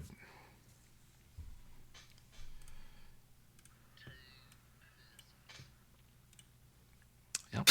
What? Fuck. What was that? That's one of the bad guys have hype tracks. Sorry. I've had a long day of cocaine and beer myself prepping this. So.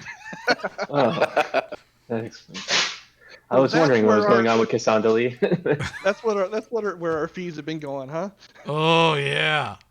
Let's see this over here. Got you. Okay, this man here.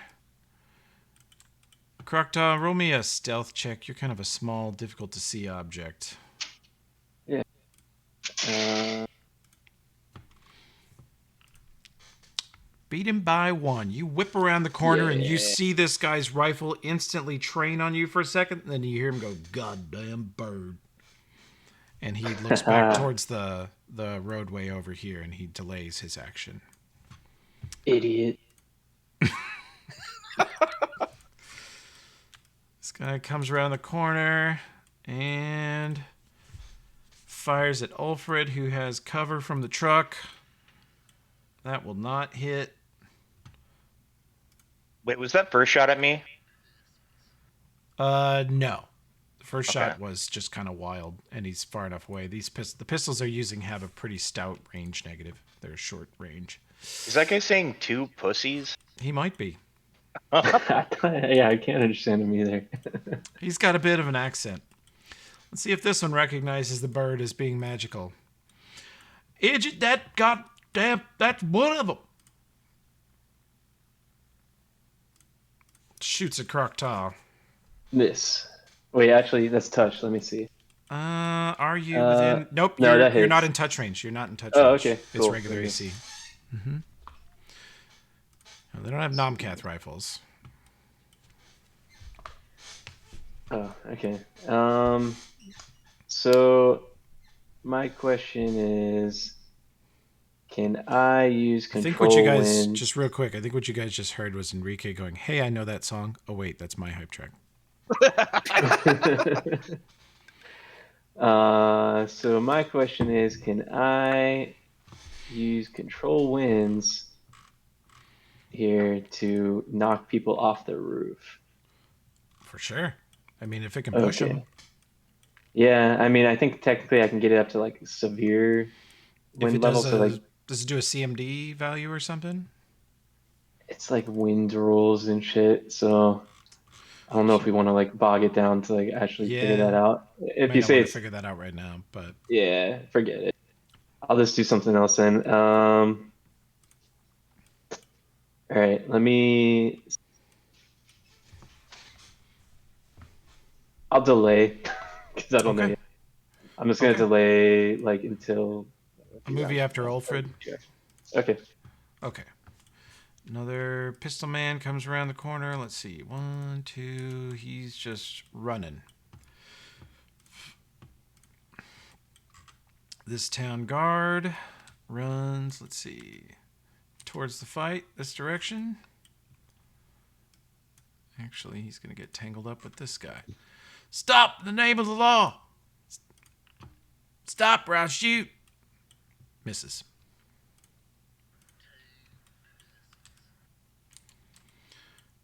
That guy is the one that delayed, and the other guy told him to shoot, so he now shoots at Croctaw.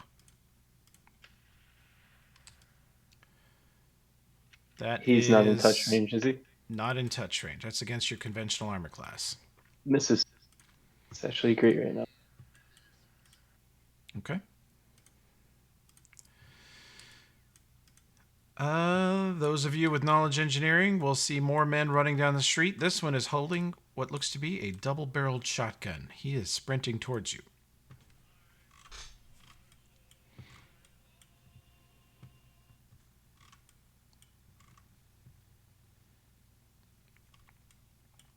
Move up to this guy.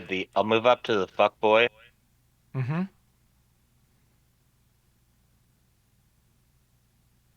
Say bonjour, fuck boy. Bonjour. Bonjour, you little midget. He's enlarged. He's not a midget. He's Big bigger ass than him. midget. God damn. Oh yeah, I can move up a little bit. How you 10 feet tall and still short somehow? I don't even understand it.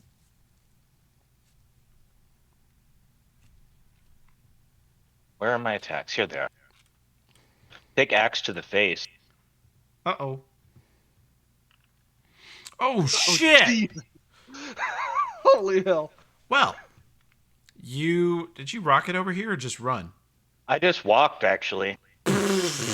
Well, the giant mecha dwarf walks over there and just brings that axe down and cuts one of them in half. He's dead as shit. Just rip his guts right out on the street. I'm telling you, they worked with it technically. Kill them all. Okay, I'll attack these guys across the two that are like close to each other on the roof Yeah. over here. You think like peck and claw? And I'll just Sirocco them while they're on the top of the roof. Okay, Siroko's going to blast. Oh, we still need to put the damage in this spell. +1 per caster level. So they take 46 damage and they're knocked prone. If they okay. Got it. Wait, are we 11th level or 12th? 12th. Okay, so +1 to that. 19 damage. Okay, so that is a...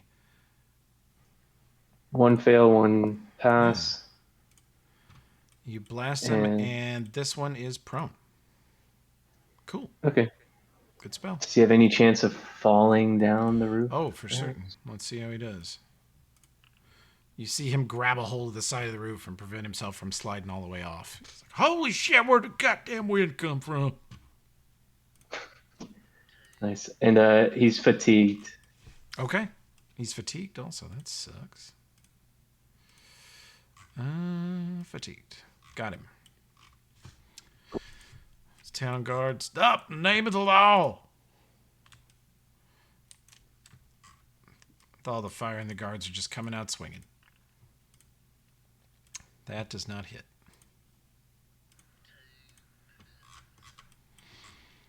Okay. Sprinting down the street is another shotgat fuckboy. More town guards engaging. They are running into the fray here. That's too far. He actually wouldn't go past there. Okay.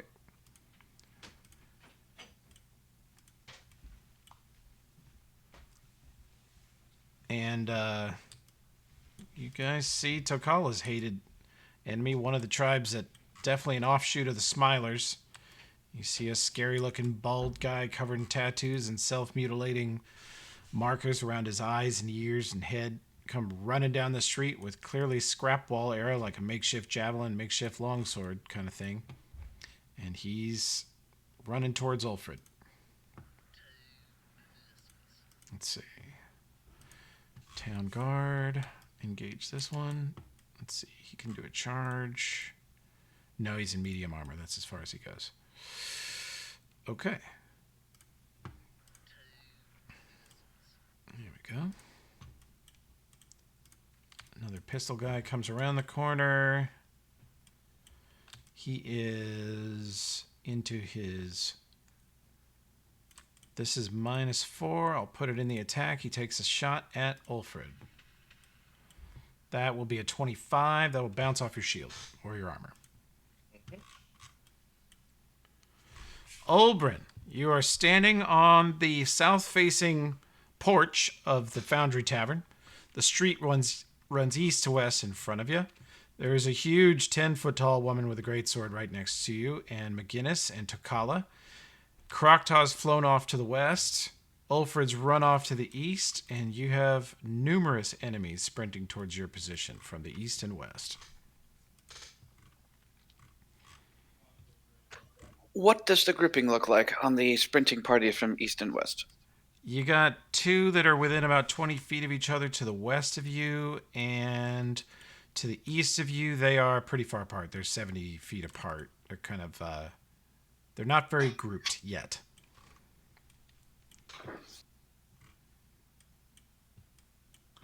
But the closest To target the is- east, are they in a line or are they scattered out?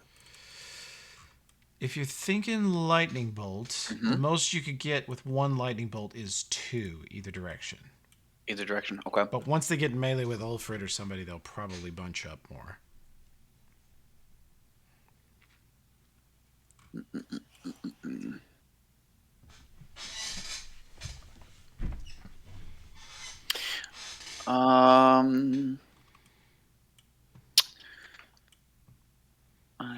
Okay. Trying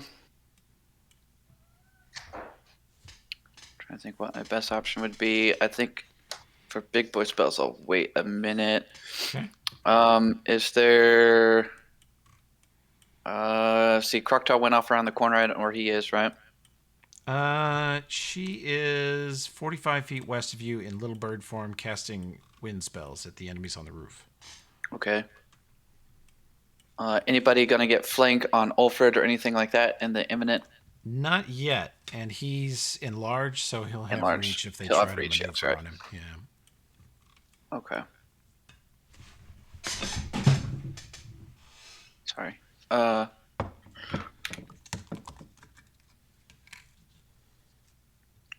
Yeah. Can I tell who the leader is? Nope, they all look about the same grade of scraggly idiot. Okay.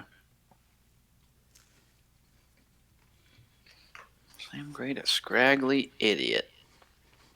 Love it. You can magic missile one of the riflemen on the roof. That's what I'm thinking. Yeah, the one hanging on. The one hanging on that's fatigued. There's one on the roof to the south of you, across the street. He's probably the closest to you at 40 feet. Well, my magic missile's got like 200 feet, so fuck, I don't give a fuck. Okay. You want the one that's already been knocked down then? Yeah. Okay, fire it away. No, I want the other guy. I'm Which gonna be the one you suggested. Okay, sure. I'm gonna be a fickle little bitch. Sorry. Okay, that's fine. You load him up full of magic missiles. I sail across the street, rip into him. There's town guard. And you ruined my joke. Comes running in. What's that? I put it in chat in quote, I've been knocked down and I got shot again.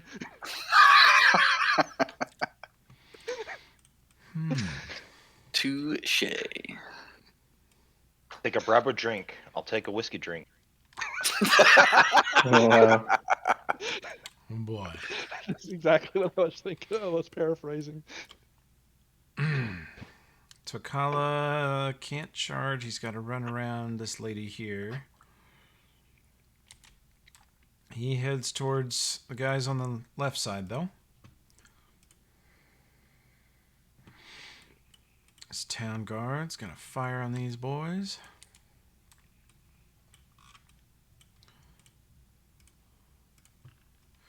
Ooh, he lands that shot. Does not confirm the crit.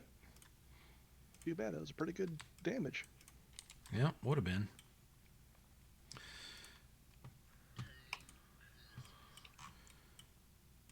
I believe he is saying two pussies, you know, after hearing it that many He is. times. He definitely is. This guy steps out of the side room he was hiding in and shoots down this guard, kills him dead. And shoots down this guard, kills him dead.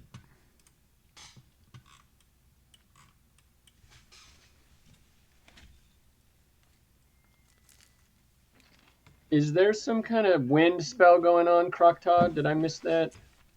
No, I wanted to, but then decided it was too much of a pain. It was Okay, perfect. to figure out. McGinnis rustles around in his bandolier, pulls out a little potion. Gulps it down. Mm-hmm. Quick draws justice. And goes, "Hell's coming with me, you son of a bitch!" You tell him I'm coming. Flying up to get in this guy's face. Okay.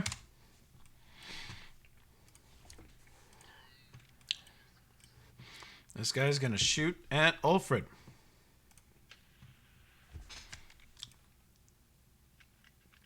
He's just beyond his first range increment. That bounces off your armor, but it feels like it would have hurt. This guy over here is going to cut up some city guards.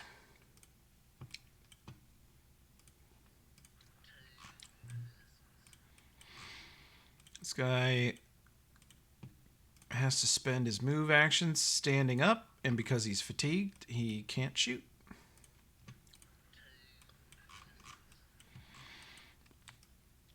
This guy moves along the rooftops and takes a, let's see, -4 shot against Croctaw. Misses your touch AC. You see a shot erupt into the side of the Foundry Tavern. Splinters of wood go all over the place around you.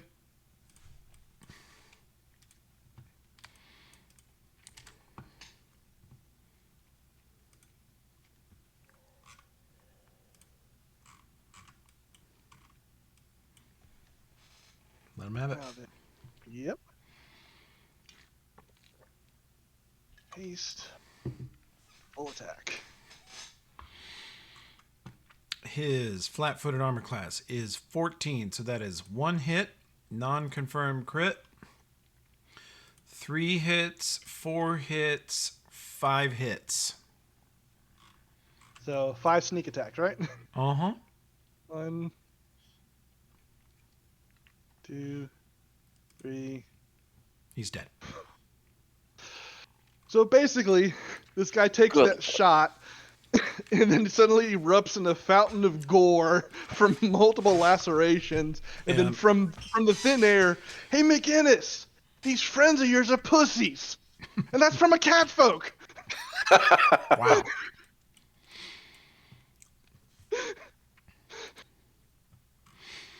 Luna.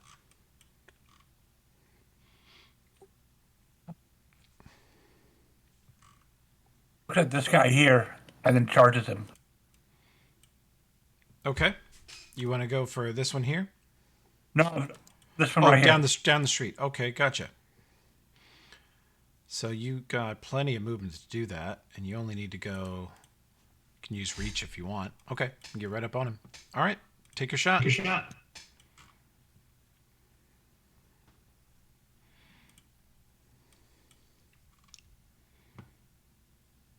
Crap, I just realized I gotta add some bonus dice. Oh, for Vital Strike? Yeah! I'll help you get that in there. Let's see. It just adds an extra 2d6, or do you have improved? Well, it's just standard Vital Strike right now. It's all non crit damage. It's damage that's not modified on the crit. Hang on a second. I've almost got it added. All right. Non-critical. Damage type, same as the original. Okay, when you click your attack, you should have the option to check the box for Vital Strike. Got it. I do not see an option for Vital Strike. Okay. Are you using... Oh, you've made attacks. You don't have to do that. Just go to the inventory and click Okay. Hearted Iron from there. Okay.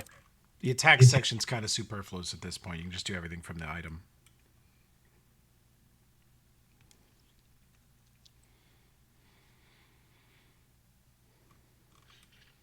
Hell yeah. You drive a huge slash across its body, blood spraying everywhere, and he screams in horror. Ah!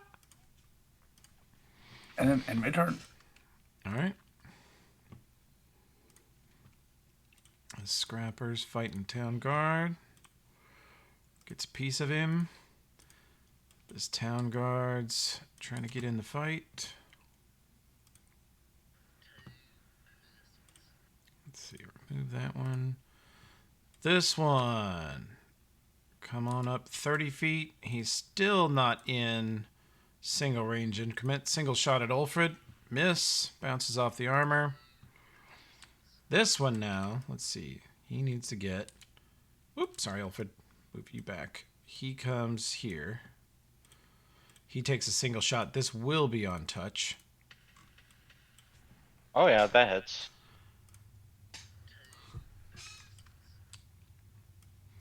This one, same thing, but he is not on touch. Bounces off you. This one definitely is on touch and definitely does do rapid shot. Wait, didn't that guy just go? Yeah.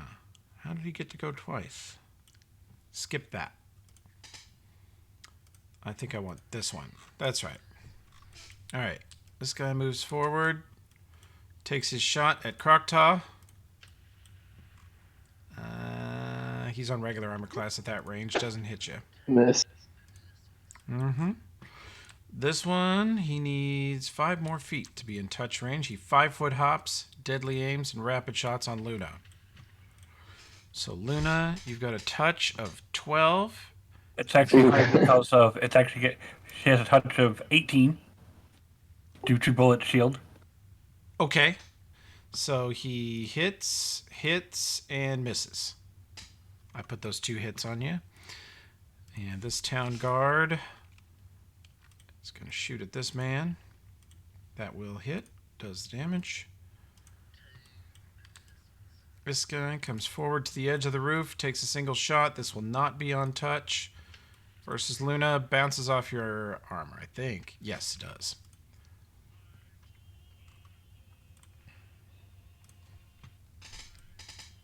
All right, Alfred, give him the good stuff. All right, I'll move forward, and with a terrifying battle cry, I'll smack him. Hell yeah. Today is a good day for someone else to die, he screamed.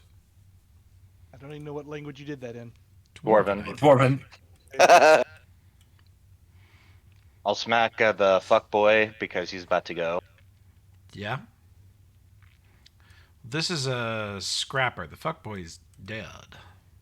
Oh, I thought that was a fuck. This guy has a another fuck boy. revolver, and this guy has melee weapons. And they look very different. These guys don't look like they're from Numeria at all, but the scrappers do.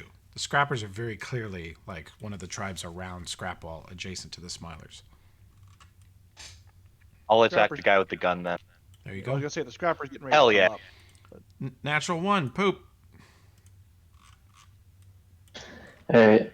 Krokta flies down from the roof, lands in front of Sokala, Okay. and then looks at the one not attacking Luna or right in front of Luna, but past it, and flaps her wings a bit, casts a spell, and attempts to turn that guy into a pussy Whoa. with baleful polymorph. Okay, who's the target again? Second guy here. Okay. Yeah. He gets a fort save. He fails it. He is, in fact, turns into a pussycat. Nice. Now I just need one more. I'm just going to mark him as essentially stunned, I guess. With him and non-cath, we have 2 pussies. That's right. Thank you. Perfect. Nice. There you go. I accomplished my goal. Thank you. You set up a great joke. And you disabled the guy. Okay. The guards. Man, the guards are rolling great. Oh, he also needs a will save. Sorry, to see. Oh. I guess he has no spell abilities though, right? He really doesn't. So yeah. So never mind. But he would have lost him anyway. This shotgun guy backs up a step. Actually, he backs up this away. Levels his double barrel. And gives both barrels to everybody in that cone. Can roll a reflex save. So Chakala.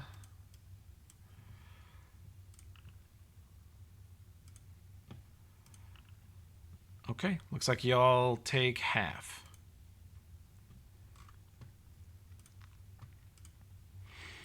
Okay, this guard is going to get over here, join this melee. The scrapper is going to kill the dwarf. Fuck yeah, kill that dwarf. 22, no. Clang, Ulfred easily deflecting shots from that guy. This guard is in a death battle with this one over here. Miss.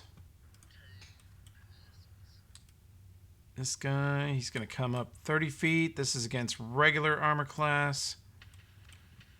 Bounces off Ulfred's armor. All right, Oberon, things are getting a little more dicey here. Yep. McGinnis is now flying 25 feet in the air in front of you. The giant 10-foot tall lady with flaming wings is zipping down the street to the west. Tokala chasing her, Kroktaw with her. And they are engaging probably half a dozen foes that way. And to the east, you have Ulfred about 85 feet east of you, fighting 1, 2, 3, 4 foes so far. And you know Nomcat's in that general area because you heard him. You did see a In- man explode in a fountain of blood. That's all you In know. to the east or west? Sorry, To the southeast. to the southeast. Nomcat's up on a rooftop southeast of you somewhere. Okay, Definitely so fire how off a many? lightning bolt that way. How many? So range 85 feet to the east of the group of 4. Yeah, if What's the you- range to west? To the group to the west is 50 feet to Tokala, 75 feet to Luna, the barbarian lady. How about the foes though? The foes, you're looking at a minimum of 110 to the west for the nearest one, and the second nearest one's like 130, 140, 150 feet west. There is a 3-target lightning bolt if you can get 80 feet to the east of yourself. Get right next to Ulfred. You could lightning zap 3 guys.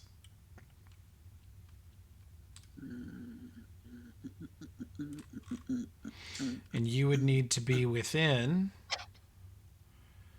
You would get right to the back of the Nomad to hit all 3 of them.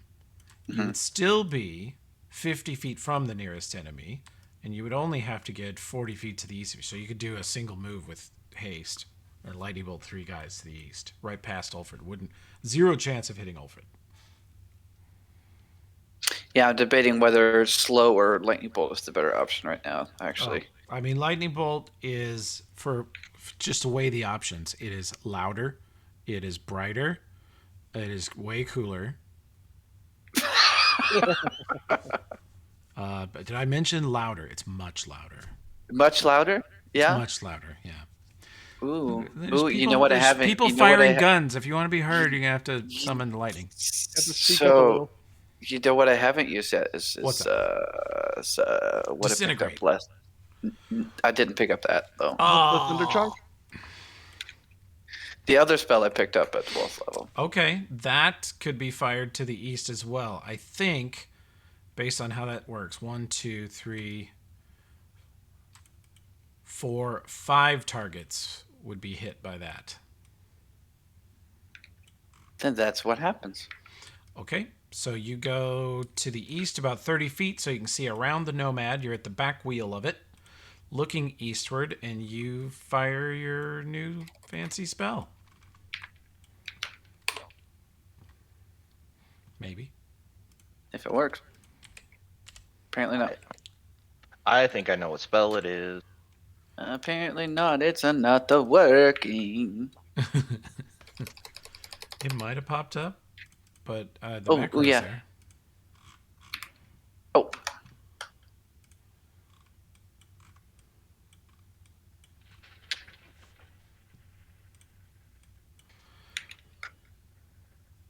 Unlimited power. Okay, that is a reflex save by these guys. As lightning arcs from the ones in front of Ulfred. Ulfred, you're almost blinded for a second. It's like a flashbang going off in front of you as these 5 guys all get connected by lightning right in front of you for an instant. You squint and kind of throw your shield up in front of your eyes for a second. And they start attempting to survive it. And that is all of them failing and each one taking 58 electrical damage. They are all nearly dead. You see them blackened and smoking. Some of their hair is gone. One of them, they're dropping their metal gear and they Hey, one are of them did pass. devastated. By the way, one of them did pass. One of them did? Yeah, because after the second bolt, after the first Oh, bolt, they have a the negative, flaming board, yeah. DC is lowered by 2. You didn't use Thunder Chunk, did you, Josh? I did not. Correct. Okay. I thought I heard Thunder Chunk. All right. So one of them is slightly less singed than the others. Boom. This guy fires a bow at that man. No.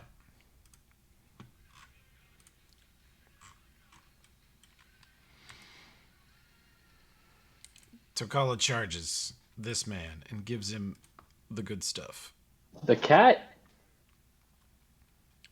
Is that the cat? Yeah. All right. You turn. That's fine. He. can No, do it. no, I no. mean, I'm in chainsaw charge of cat in Takala half. tonight. He turns to Croctor and goes, "You always ruin my fun. Why would you turn the only one I could reach into a cat? Damn it, Croctor." There's the other one. Yeah, yeah. Very cross with you. I mean, he can slice the You are cat in literally, half. yeah. You could. I feel like he would have. I sliced feel the like cat you in half, could to have be honest. chosen other targets. You just want to humiliate me. He chainsaws this other man to death while arguing with you. Like the man is screaming, and the saw is flinging a gout of blood across the front of Luna's facing, and he's turning and arguing with the tiny bird, Luna, while he chainsaws this man in half.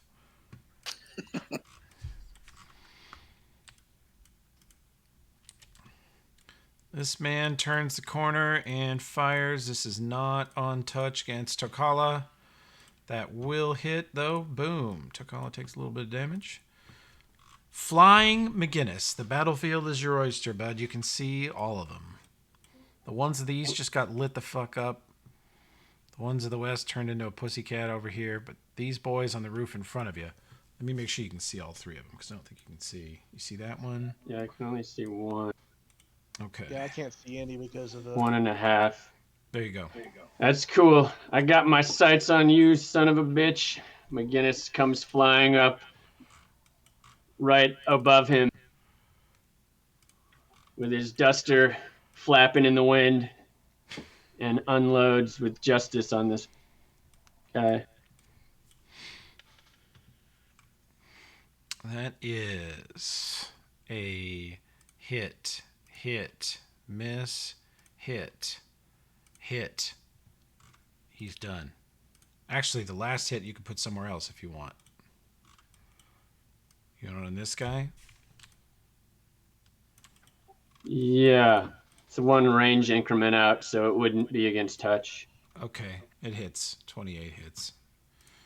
He takes it. You gun this Oh, one down in yes. front of you. He falls backwards into the house. You turn and put the last bullet into the nearest guy, and he goes, "Ugh!" Awesome.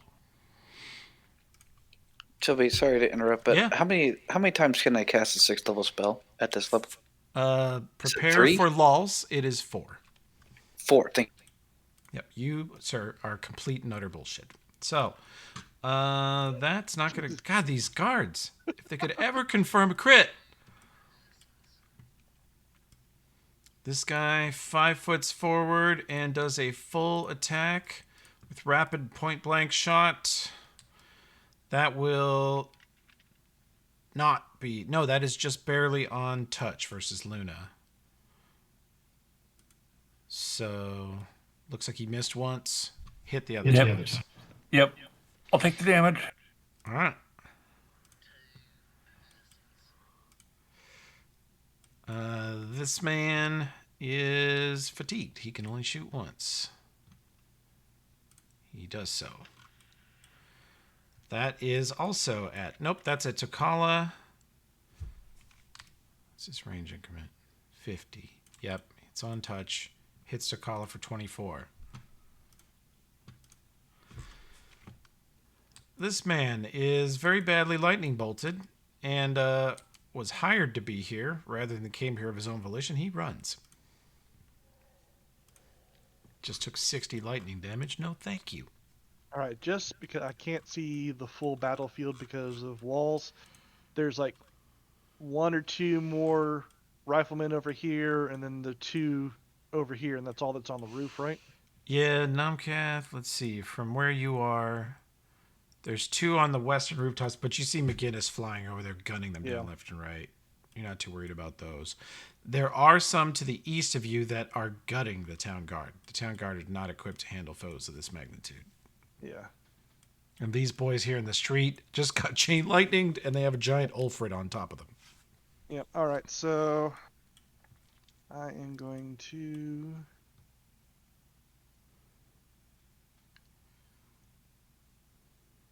I will do that and consider the leftover me, hopping / climbing down. Mm-hmm, mm-hmm. for a hasted move, and I will just take a quick attack on him as I go by, so to speak. Okay. He mathematically cannot perceive you, so I'm pretty sure. Yeah, he cannot. Well, he has a great perception, but he did not perceive you. That will definitely hit.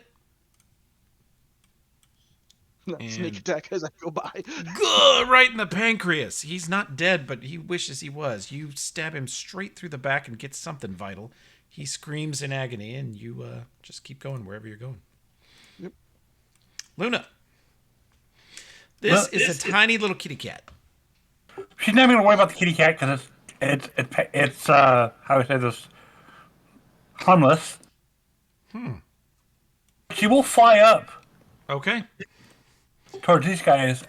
I'll give you about 15 30. foot of elevation. You can charge one of them if you like.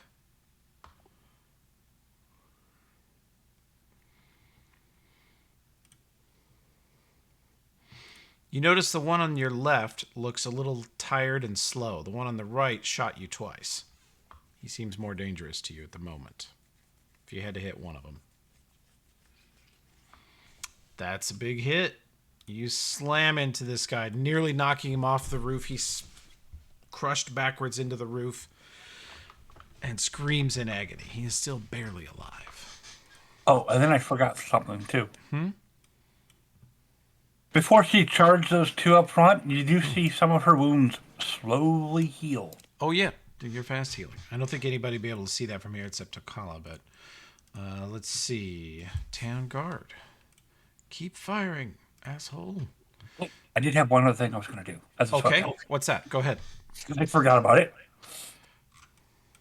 I am going to go ahead and pretty much expend a spell slot to heal. Okay, go for it. This guy's backing away, scared as shit. The guy behind him is screaming in agony. He's just going to load up Ulfred with bullets. Oh, shit. Ow. 15 hits your touch. It does. Yeah, it does. All right. Luckily, I have DR up right now, but not that much. He gets a lucky shot off, gets through the armor, and you really feel that one. That's a bad one.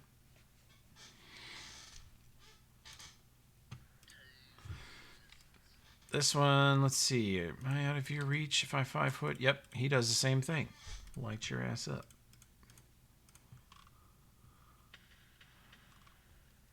Looks like he got you once, maybe twice. I forgot Yep. that your touch is garbage. He's pretty vulnerable to guns and laser shit. Not lasers, because I have a lot of resistances. Oh, fire resistance. Yeah, that's true. This guy, you are in my first range increment, giant scary fire lady. That's probably... Well, no, that'll get you. He's in his first range increment. The first one misses because of your bullet shield spell. Yep. Second one hits, third one hits. Yep. Okay. All right. This one, gonna light up Tokala. Give him the good stuff. Tokala's touch is really good. Hit, miss, miss. God damn. 20 touch armor class on that tank. All right. This guy fires his bow into the enemy. Miss. Good try, dude. This guy, he's gonna full withdrawal so he doesn't get cleaved by Greatsword Lady, and he tumbles off the back of the roof. He sort of controls his fall all the way down into the dirt. Gets out of your reach at least. Is my acrobatics out of the area? He's just doing a full withdrawal. The acrobatics was to help him get down the side of the building without taking damage. Okay. Yeah, but he denies you the provoke by full withdrawal. Alfred, clean up this mess.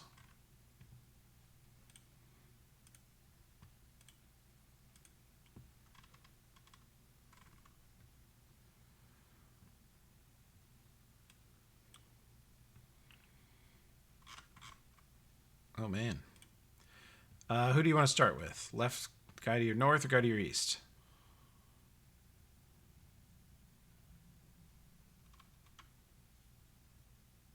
Ulfred, are you muted? Yeah, I don't hear you. All right. Looks like you're floating on the guy to the east. I'm going to apply the damage there, but I don't hear Hello? you at the moment. There you are. I think I got a new wireless headset. I think I Alright. accidentally muted myself by That'll pressing happen. a button. That'll happen. Yeah, to the guy to the east that shot me a couple of times first, and then Boom. this First guy. hit, he's dead. Second hit, this guy is dead. They're both dead. Then I do like I point at the next guy, and then like do the two fingers like I'm looking at him. You're next.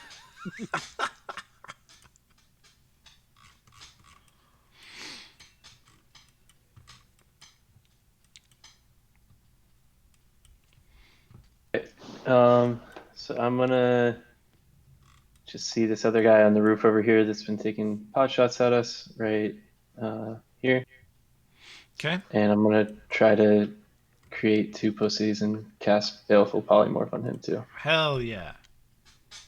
Two pussies. He Yes. is also fucked. Two pussies. Okay, Town Guard, deathmatch. No. Town Guard, fight for your town. No, right here. That's a hit. He downs one. Well, no, not quite. They nearly downed an enemy. They're doing so good. The one that was running. Yeah, well, that's fine. This guy has no idea where he's being shot from. He 5 foot away, thinking that will save him, but I know it won't. And he provokes an AOO by shooting at Ulfred, because he can't 'cause find you. I'm gonna step up Yep. and I will take my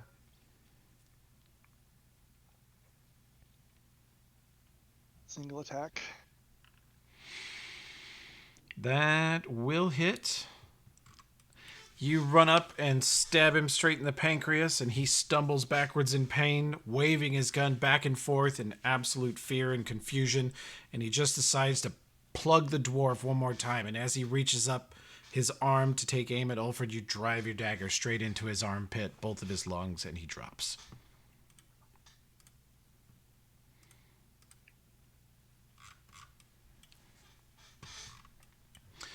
Olbrin, there's only one target on its feet to the east of you. Yeah, permanently invisible Nomcath versus foes like this. It's ugly. It's ugly. Yeah, pretty dumb.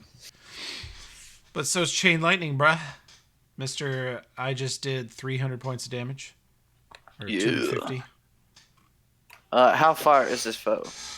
The last foe is very hurt, and he's 80 feet east of you. You could hit him with a lightning bolt or a magic missile. I would say you do not need to go conservative. The battle's going very badly for these men. Some of them are fleeing. Some of them are offling.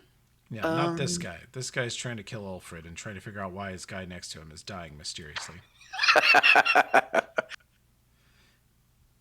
He also has never been struck by lightning before. That's a new experience for him. So he's kind of Yeah, he's kind of reeling a little bit. he's having a bad day. You need to broaden his horizon. Give him a breadth of experiences. Something other than lightning bolt. That's right. No, All right. lightning bolt. Give him whatever you want. Yeah, I'm just joking.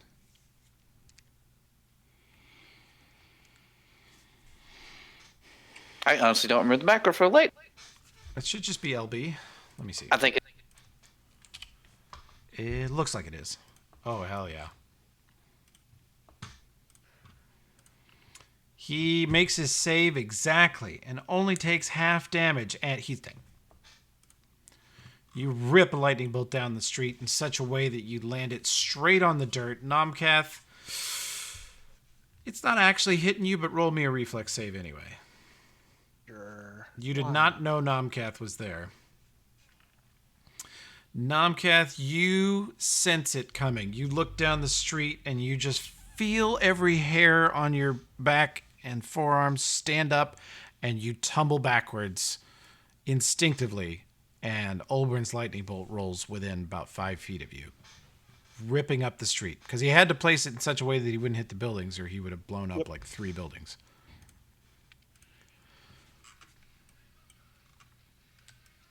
Tokala sees this guy fall off a building and says, "No, you don't," and charges him. Chainsaw first. 2. With charge, that's a 29. He hits and deals a truckload of damage and chainsaws another man to death while still grumping at Krokta for turning everything into cats. This guy is backpedaling. He's going to backpedal 30 feet and take out his frustrations on this city guard over here. He rolls a missed. natural 1 and jams his revolver. God damn it. Game over, man. Game over. This guy over here, McGinnis, yells, "Even if you get us all, you ain't never getting your daddy back, you piece of shit." Whoa. That's just downright mean. He just had his emotion chip installed. Sorry, he was a little out of sorts. All right, still not hitting on touch. I'm not quite close enough.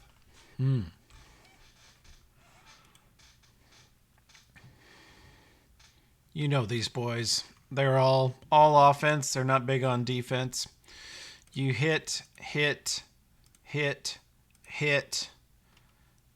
and hit. And he is on death's door. You just light him up and he stumbles forward onto the roof, spits blood all over the place. How about now, you bastard? And you put one more in him and he drops.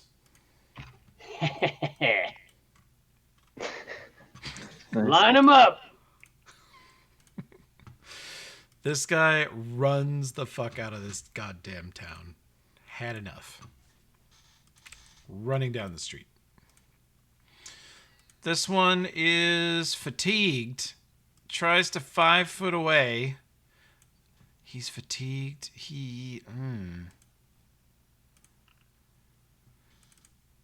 Luna. That does not succeed.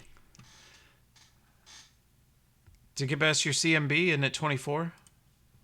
No, my CMD is much higher than that. Oh, jeez. Because of size bonus? Oh, your CMD's 37. Gotcha. Yeah. Yeah, Good he... Lord. Well, the only reason I'm going to give it to you is because he tries to acrobatics out of your reach because he doesn't have enough energy to just full withdraw. So you get an AOO. He does successfully tumble down the side of the building, but you get your shot. I don't think I can vital strike on an attack of opportunity, can I? Tentatively, no, but I know when I was reading through all of your talents and abilities, one of your abilities you can buy does let you do that. I don't know if you have it yet or not, but we'll figure that out later. For now, say no, but in the future, there's a way. Okay. And it's awesome and hilarious that you could do that.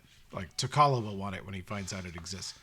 That's a huge hit on him. He looks extremely wounded, and you slam into him, and he crashes down the side of the roof, falls onto the ground, and takes a little bit of fall damage and lays pretty still on the ground. He's still kind of vaguely crawling and trying to drag himself down the street.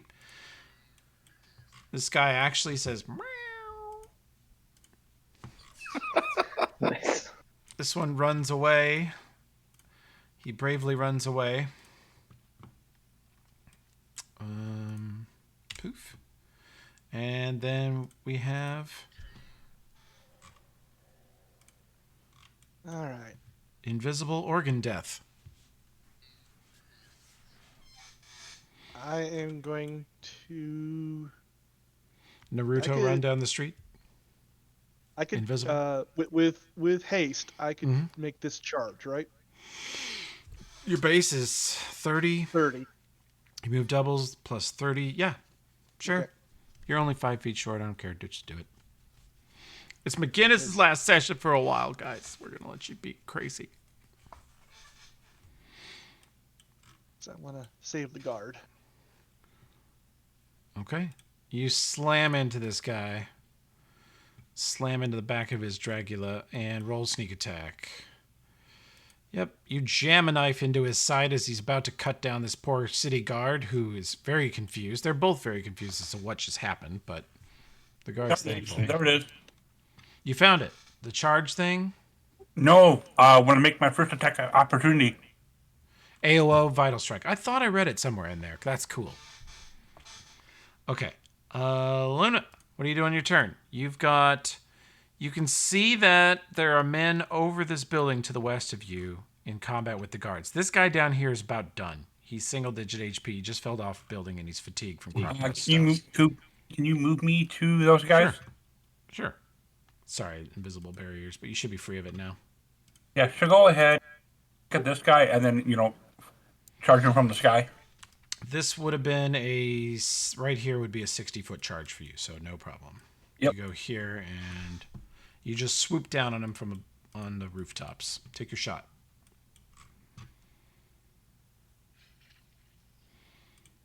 That will definitely hit. You do truckloads of damage to this guy. He had a little fight left in him, but not now.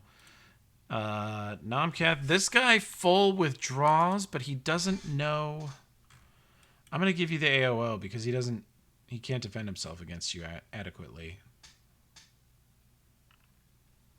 That will hit. You get the sneak attack. He tries to run away, and you get one quick jab in on just his back somewhere, and he runs 5 feet away, 5 feet more slower, 5 feet more slower. Then he walks about 5 more feet, and then he reaches around like he's trying to pull a knife out of his back that isn't there and falls over dead. I like to imagine with the greater invis, when Nomcath is going ham on these people, he gets splattered with blood, and you can see the blood on him floating in the air for a little bit, and then just kind of fades out. Well, they're not even that combat aware. These are noobs. This guy, this other town guard, runs up after watching that guy stumble to his death, and he looks at this town guard up here and goes, "The hell'd you do, Jimmy? God damn." Jimmy's a hell of a fighter. He is a hell of a fighter. This guy's going to light up Tokala, you son of a bitch. That is a miss, miss, miss. Wow. This man is, in fact, an actual pussy. Actually, I think that guy... Yeah, no, not that guy. This town guard is going to join Luna. Hell yeah, get him, big scary lady. I'll shoot him too, bitch. Where are you going? He misses. Arrow sails past him. Remove some combatants. Well, they did a pretty good job trying to take me down, but I'm gonna try a new nifty spell I have. Uh-oh.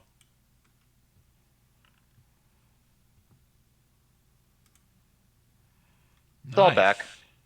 Holy shit. Nice. That spell's so good. Yep, and then I'll And start move too moving if you over want. here. Mm-hmm. Move wherever Yep. you like.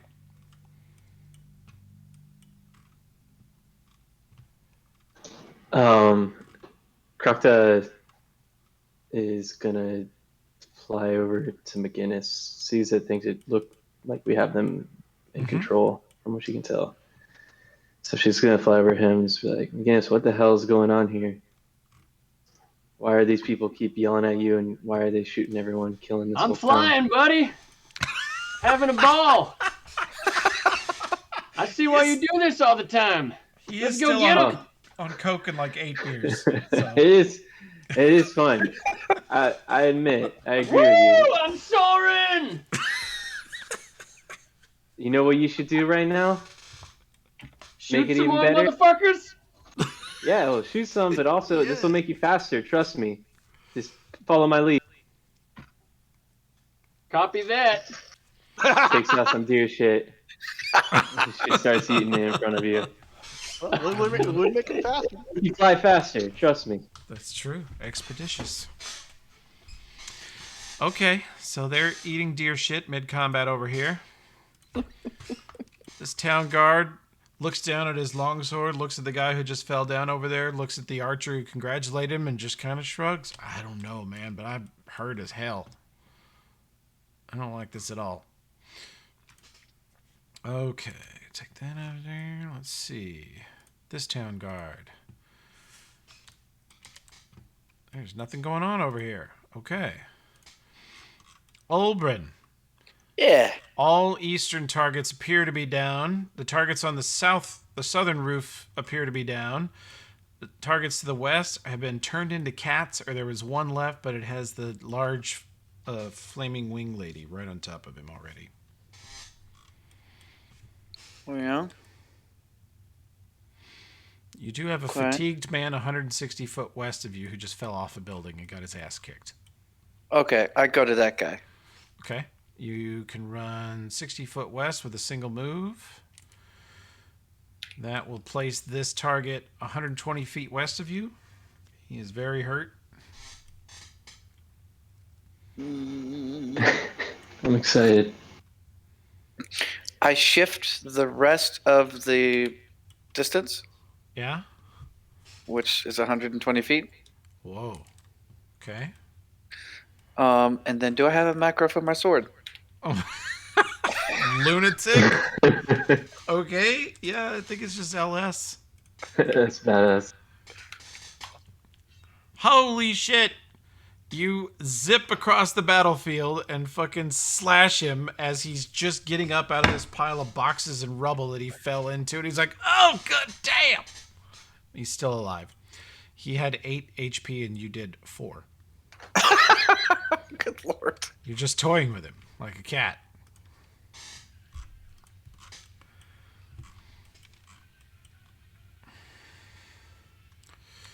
Takala, let's see, that's 10 foot, that's 20 foot, that's 30 foot. He's hasted. He runs up the side of this building and chainsaws this man up here. And as he does so, he issues his battle cry. Oh, sorry, hang on. It didn't work. Why did it not work? Oh, that's why. He issues his battle cry. What the fuck? I thought you threw that thing out, Nomcast.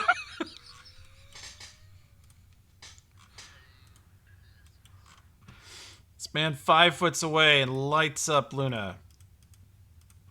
That revolver. I think he hit once. Oh, wait, 18, 19's hit you? Yeah, that all hits. Okay.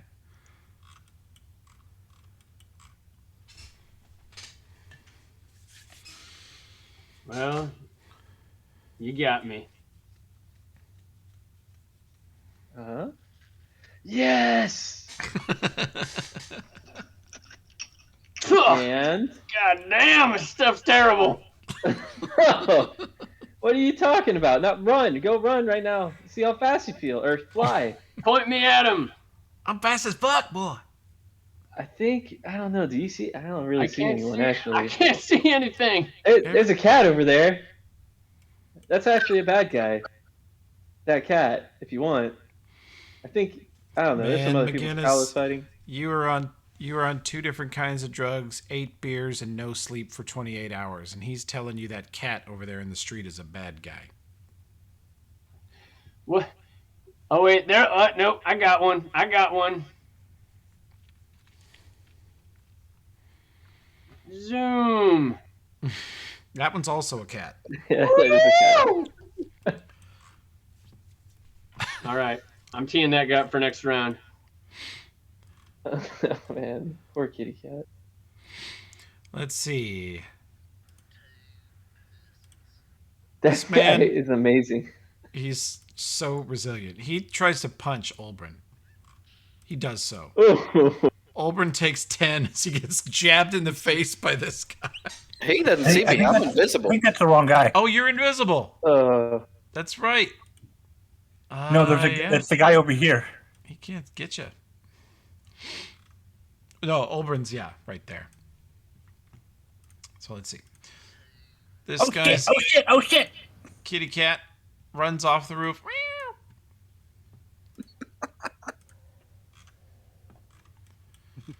Nomcath, you can move wherever you want. I don't think you have any foes over here anymore. Yep.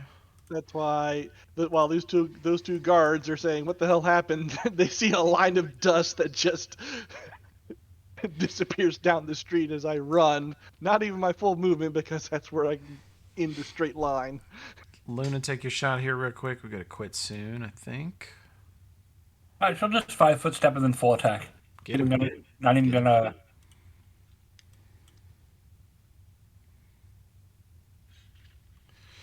There's a big crit. You step forward and cut his head clean off.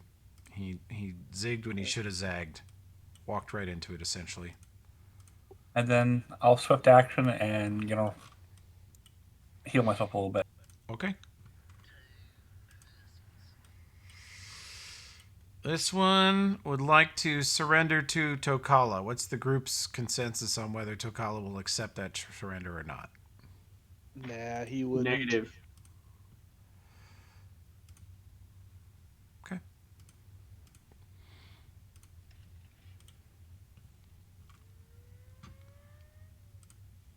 Tokala hits him for 70 and kills him right there on the roof. You hear a guy go, "But I surrendered!" And you guys are out of combat. There are only kitty cats and dead guys left.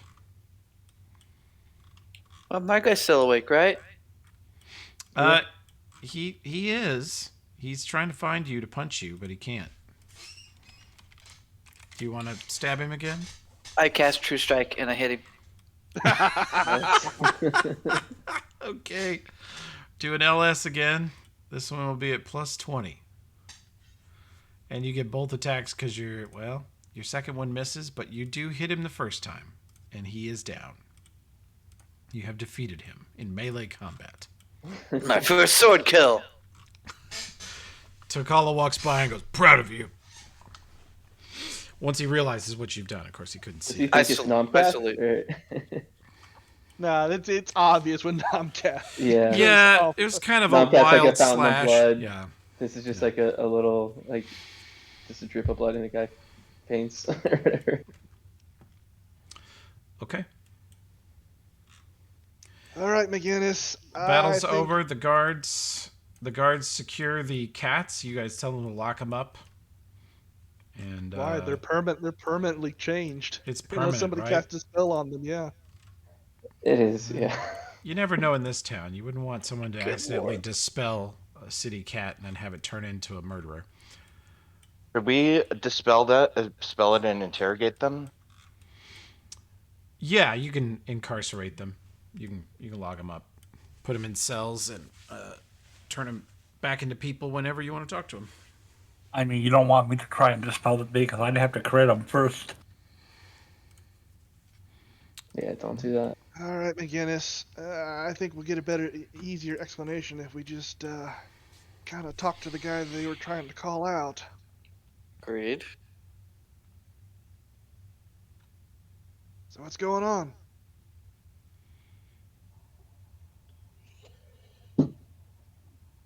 Look, my past caught up with me here. And I'm gonna need some time to think this through. But these sons of bitches don't deserve to live. I can tell you that much. I gotta go see that body. I gotta talk to Connor. I gotta straighten this out. God damn it.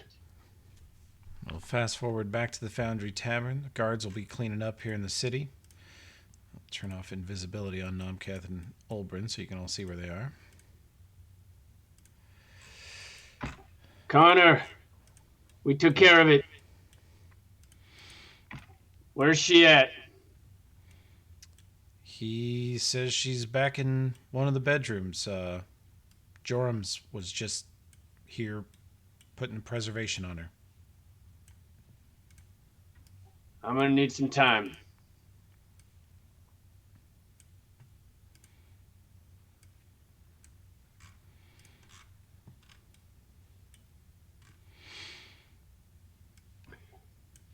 And he walks in and kneels down beside her You see, she's wrapped in white. She's sort of already dressed up for burial in a very respectful and meticulous way, according to the torch customs. And Connor says, I'm awful sorry none of us answered her questions when she first got here, but we didn't know, and she didn't trust us quite fairly. And once we figured out that she might be a friend of yours, we gave her the full Torch citizen treatment, but we'll do it however you want. Did Joram? He tended to her remains. They'll keep. Joram says she is preserved. She is beyond reproach, beyond touched by anything in this life. He says, we didn't know anything about her, and in the interest of city security, I tried to speak with her, but she wouldn't talk to me. Yeah, she's an ornery old gal. Well, I'd like to take that body with me if you don't mind. Of course. Boy, things really happened fast around here when I was gone. Look, I think I better hit the road. I'm gonna grab my wagon. Maybe y'all can help me load her in. McGinnis, what's going on? This here is kin of mine. Hadn't seen her in some time. Guess I ought to read that letter. He kind of Domcast's ears go down when you mention kin. he's kind of clenching his jaw extra tight. I'm gonna need help loading her in the party wagon. Of course. I got some business to attend to. She came a long way, and I gotta see her through to the end. Do you need our help? We'll help you if you want it. No, you all got your path. Think you got a good plan for yourselves.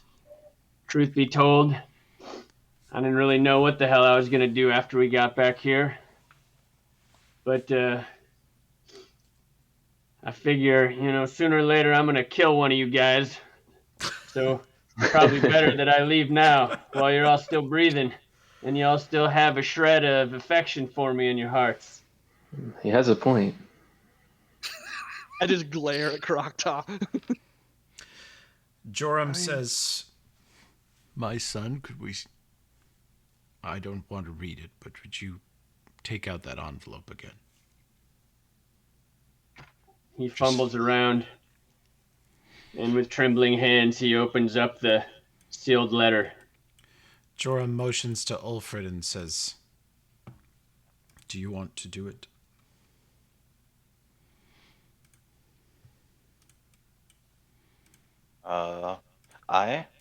What is it I be doing? You haven't. Joram shakes his head at you and clutches his symbol of Bry with one hand and holds out his hand and touches the letter with one single finger. And you see the buckshot holes disappear. Oh. You see the corners of the envelope reform, and the burn marks just meld away into nothing until the letter looks perfect again. McGinnis squints down and looks at the letter,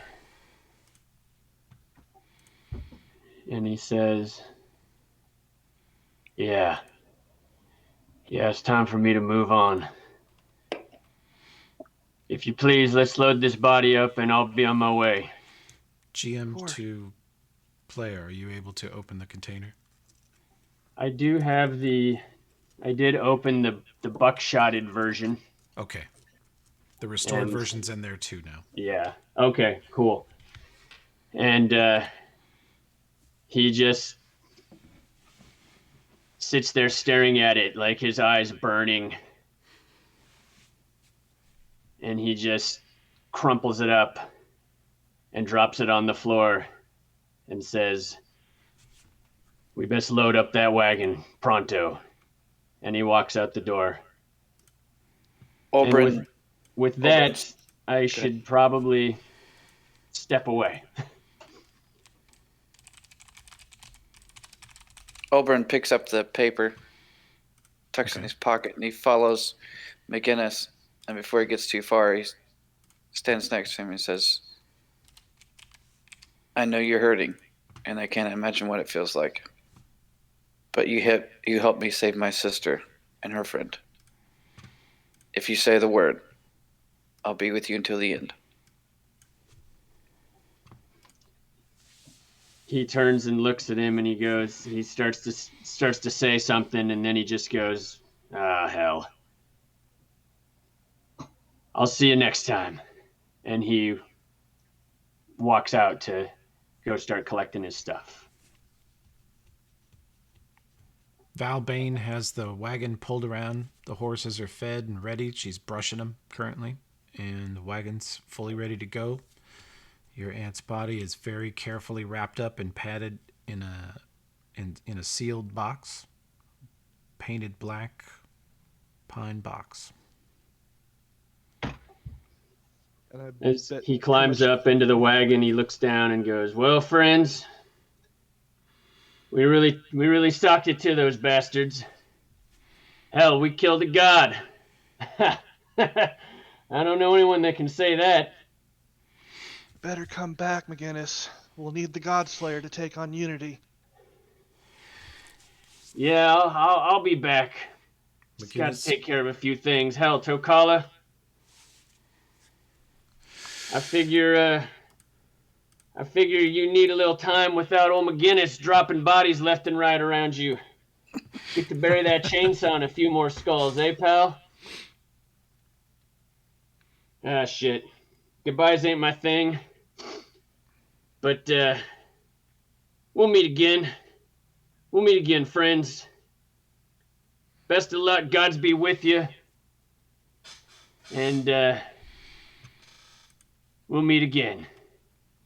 Yeah. And he cracks the reins on the pug nuts and Smidgen. And Been a while. before he gets too sentimental, he just starts riding off. As you're riding the wagon down the road of Torch, you see the town guard all salute you in passing, nod at you. You see a couple of town guards attempting to describe the fight, and one of them is explaining how he thinks his longsword might actually be magical, and he just didn't know it. You ride on out of town, and you feel justice tug at your side like it's aiming at an enemy. Whoa. He reaches down and kind of strokes the handle. You feel it tug towards the casket. He unholsters it. What are you doing? What are you telling me? It tugs towards the casket again. It's not aiming at it. It's actually just moving towards it. He kind of looks over his shoulder, stops the wagon, holsters it, goes over to the casket, slowly opens the lid.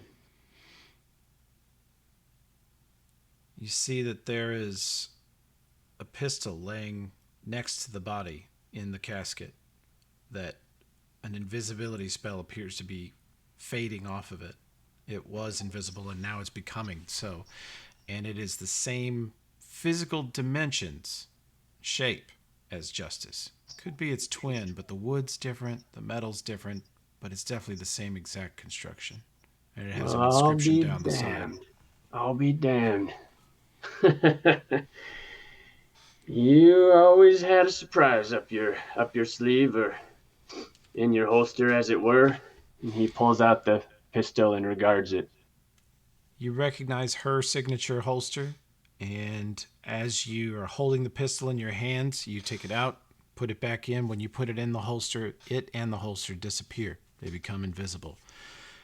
But you can still sense where it is. And Justice calms and goes back in its holster.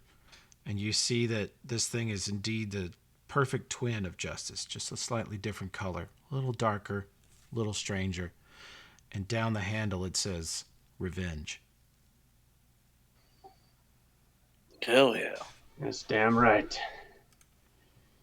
This is gonna come in handy.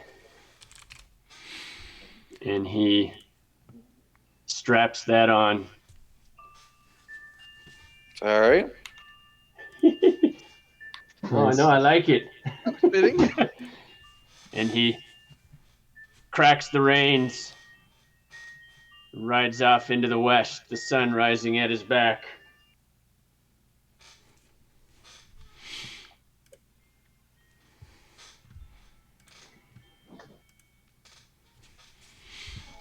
That's me trying Man. to clap while Cartoon touched the talk.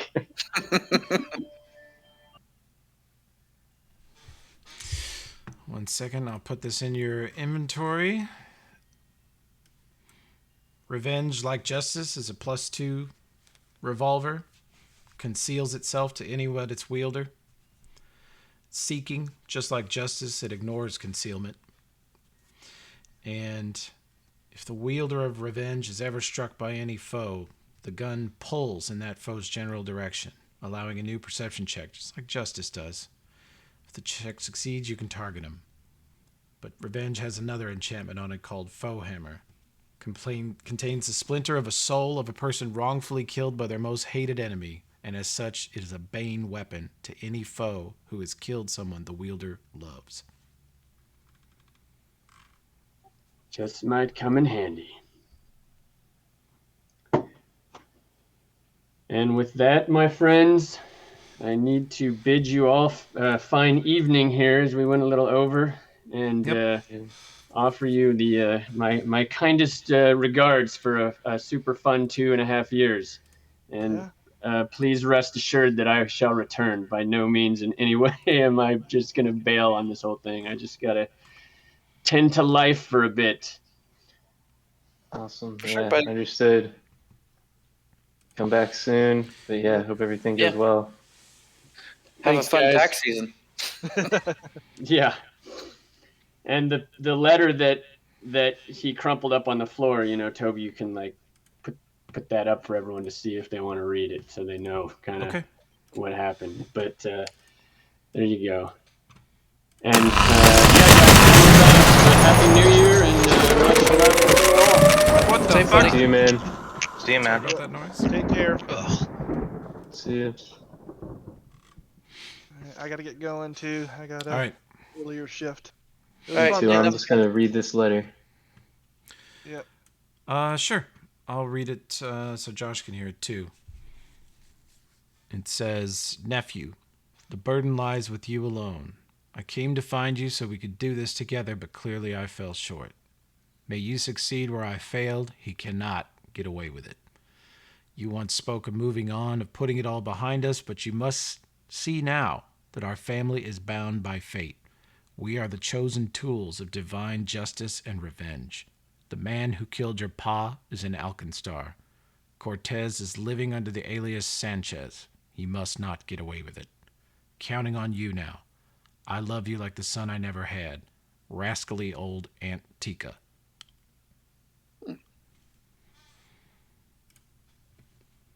Awesome.